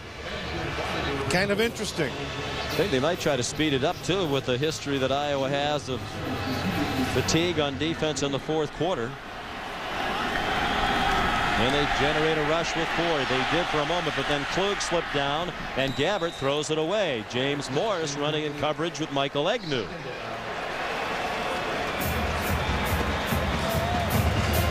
This is what we were talking about earlier, and Sean, you had talked about. And here's the bottom line. The bottom line is when you're supposed to be a premier defense, you shut games out. And you take them over at critical times. This is the critical time. And through the season, they've not been able to get it done. You and I have both seen them gas at times. Against Ohio State, they had the lead in the fourth quarter. Terrell Pryor on 4th and 10 from midfield. Ran for a first down. Ohio State went on to win. Boy, bodies tangled there. And there is a flag as Prater and Moe got tangled up.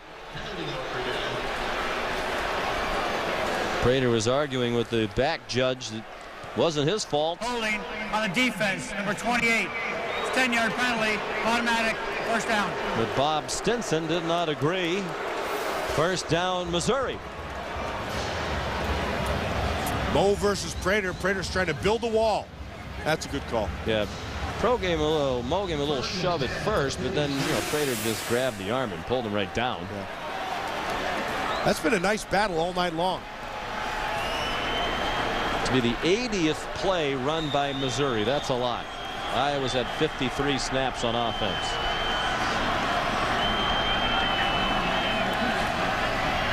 Gabbert looked left, threw over the middle to Jarrell Jackson, and a good tackle by Tanner Miller. Ooh, that was true freshman who's played almost not at all. That's a good call by you, because if Miller doesn't make that tackle, they're manned up right now. There's nobody in the middle of the field. Jackson hopped off. Tanner Miller's a freshman from Kelowna, Iowa. They're playing without Brett Greenwood, their 4-year starter at safety. Elvis Fisher, the tackle, again went in motion to the right. The throws to the left to T.J. Moe, his bowl record 15th catch.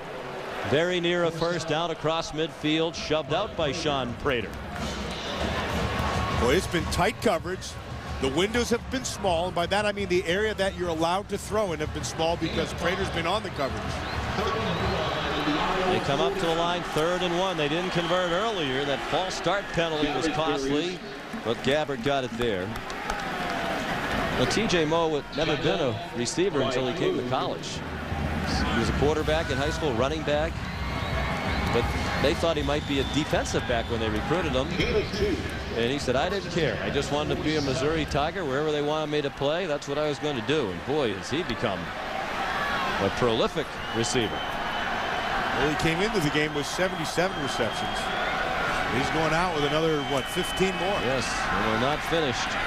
Lawrence got walloped by Christian Ballard. Looked like he might have slipped, did Lawrence, which made the hit look even that much sturdier.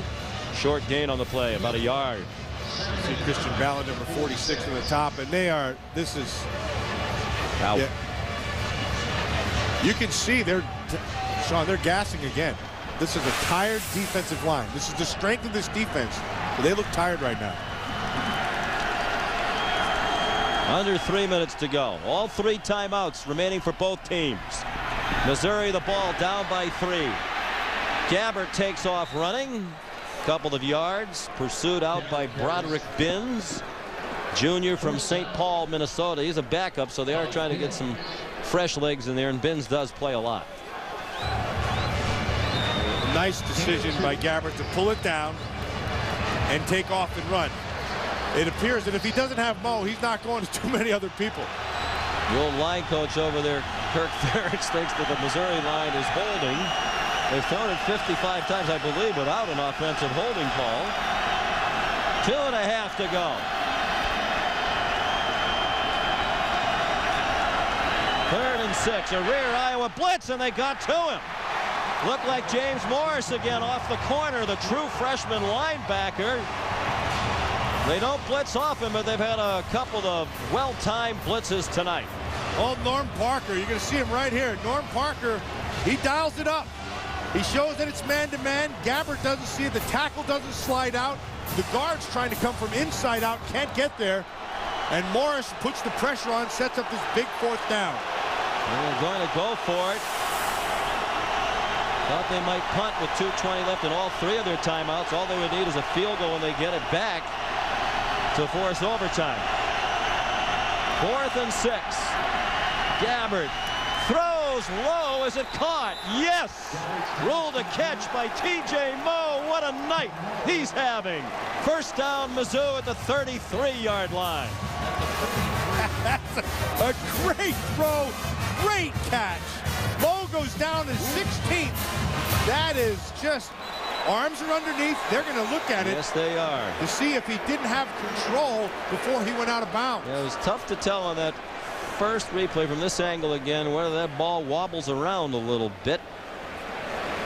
I mean, it looks like he's still trying to fully possess it there as he's across the boundary. Tough to tell. I'm glad I'm not, you know, it's funny.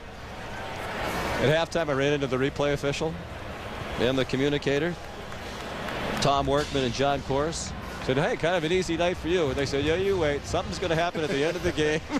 And here it is. They are faced with a crucial call. Hands are under. That might decide the game in the final analysis. Now, what I'm wondering is, does he have it in his possession, or is he still kind of corralling it again there when he's out of bounds? No, Sean, this looks like he didn't have control all the way through the catch. It looks like it may have hit the ground.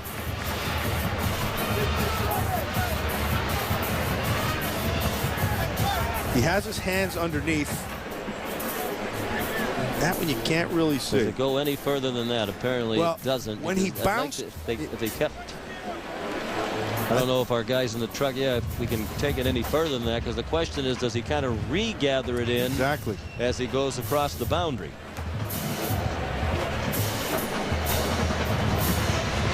Boy, it's a tough call. Now, the ruling on the field was a catch, so it has to be conclusive to overturn it. This is probably the best look. There's the hands underneath. There's a catch. Now, watch, he comes back up. Does he have it all the way through? Yeah, right there, it looks like it may have hit the ground, but I don't, is that enough to overturn it, Sean? I don't know. You know, if you didn't need that standard, I would say he didn't catch it. But because the call was he caught it, and it doesn't look to me like there's enough to overturn that, I think you'd have to let it stand. I don't think he caught it, but I don't think there's enough to overturn it, would be how I would summarize my feeling on this. It's taking a very long time. Gary Pinkel clapping. But you can understand why it's taking a long time. This might be the thing that determines the game. Exactly.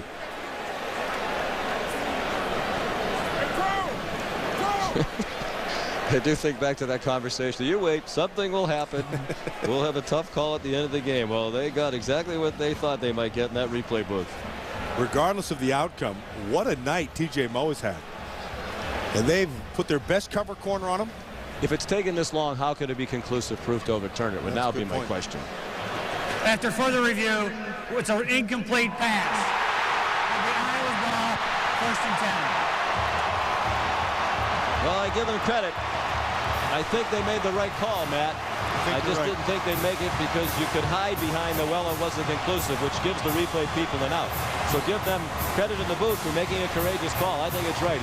He was still kind of trying to gather it back in even as he went across the boundary. And that ball scraping along the ground there. They got it right. I think they did.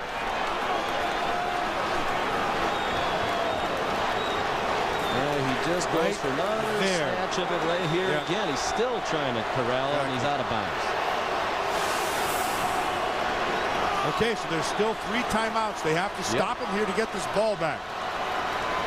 The ball comes back out to the original line of scrimmage, the 43. Coker having an MVP performance. Very near a first down. They're going to mark it right at the 47. No signal yet from Tom McCabe if it is a first down. Xavier Gooden made the tackle. Now they give it to him. Well blocked. Nicely done by Morse. It is a first down. Gary Pinkel elected not to use a timeout here, so the clock's gone under 2 minutes left.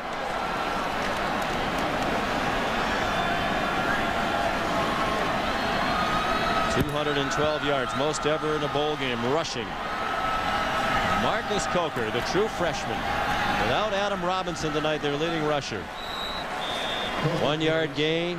Jacquees Smith made the tackle. They'll use their first timeout with 1:34 to go. Well, they didn't use the timeout. Ooh, that surprises me there. What are they doing? The clock's going to go under a minute. Yeah, they're fighting their clock. They're not fighting. Forget the timeouts. They want to get the ball back, but they need time on their side. I don't get this one. Marcus Coker, you can see in the second half, 100 yards, averaging over 6 yards a carry. At the start of the game, we said it's next man up. The recipe wouldn't change, and it didn't. Coker barrels down to the 40-yard line. Chopped down by Jarrell Harrison. Now the timeout with 53 seconds left. A big third down upcoming for Kirk Ferentz in Iowa after this. Let's be honest. No one ever wished for a smaller holiday gift. It's the Lexus December to Remember sales event, and for a limited time, we're celebrating some of our greatest offers of the year. See your Lexus dealer.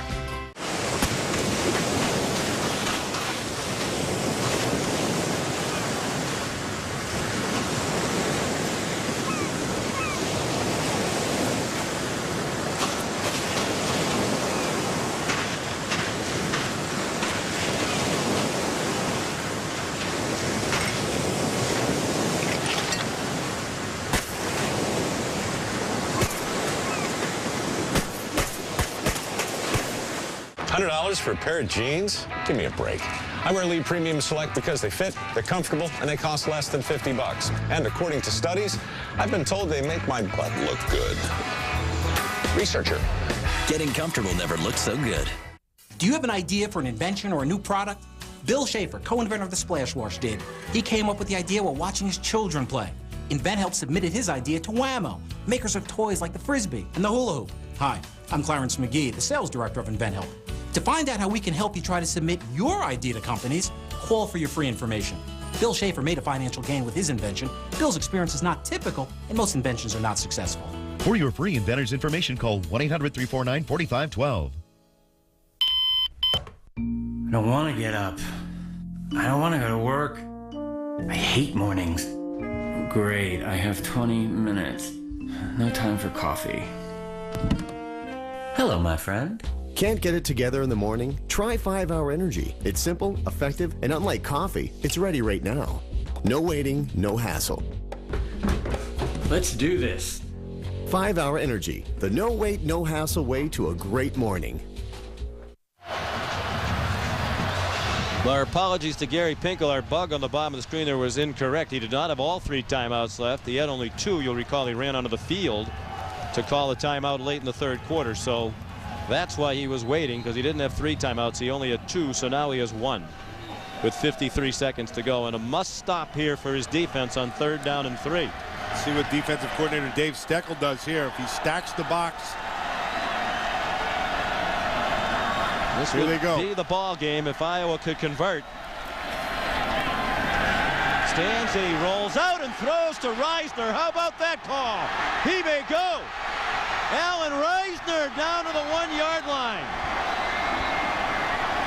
Never accuse Ken O'Keefe of being conservative again. That was a great call. Great call. The Tigers, they load the box just like we expected. And then they jump down inside hard, and here comes Stanzi. What a great call, Sean. Ken O'Keefe, who's taken an inordinate amount of criticism. In years when Iowa struggles, Ken O'Keefe takes a lot of abuse. When they have a great season like last year, he doesn't. He's an excellent football coach. Doesn't deserve the heat he's taken. And good for him. That's a great call. Talk about that on your talk shows and in your newspapers tomorrow. Stanzi takes a knee, and the Iowa Hawkeyes have flipped the script in their last game of the season, last game of his career for Stanzi. After so many 4th quarter collapses, that was the story of their regular season. The defense wins the game with an interception return for a touchdown in the 4th quarter. Kirk Ferentz and the Hawkeyes end their 3-game losing streak and finish at 8-5. And Missouri denied trying to win 4 straight games to end the season for the first time since 1965. Marcus Coker is the Capital One player of the game. An Iowa Bowl record, 219 yards rushing and 2 touchdowns, breaking the mark held by Bob Cheater in the 1959 Rose Bowl.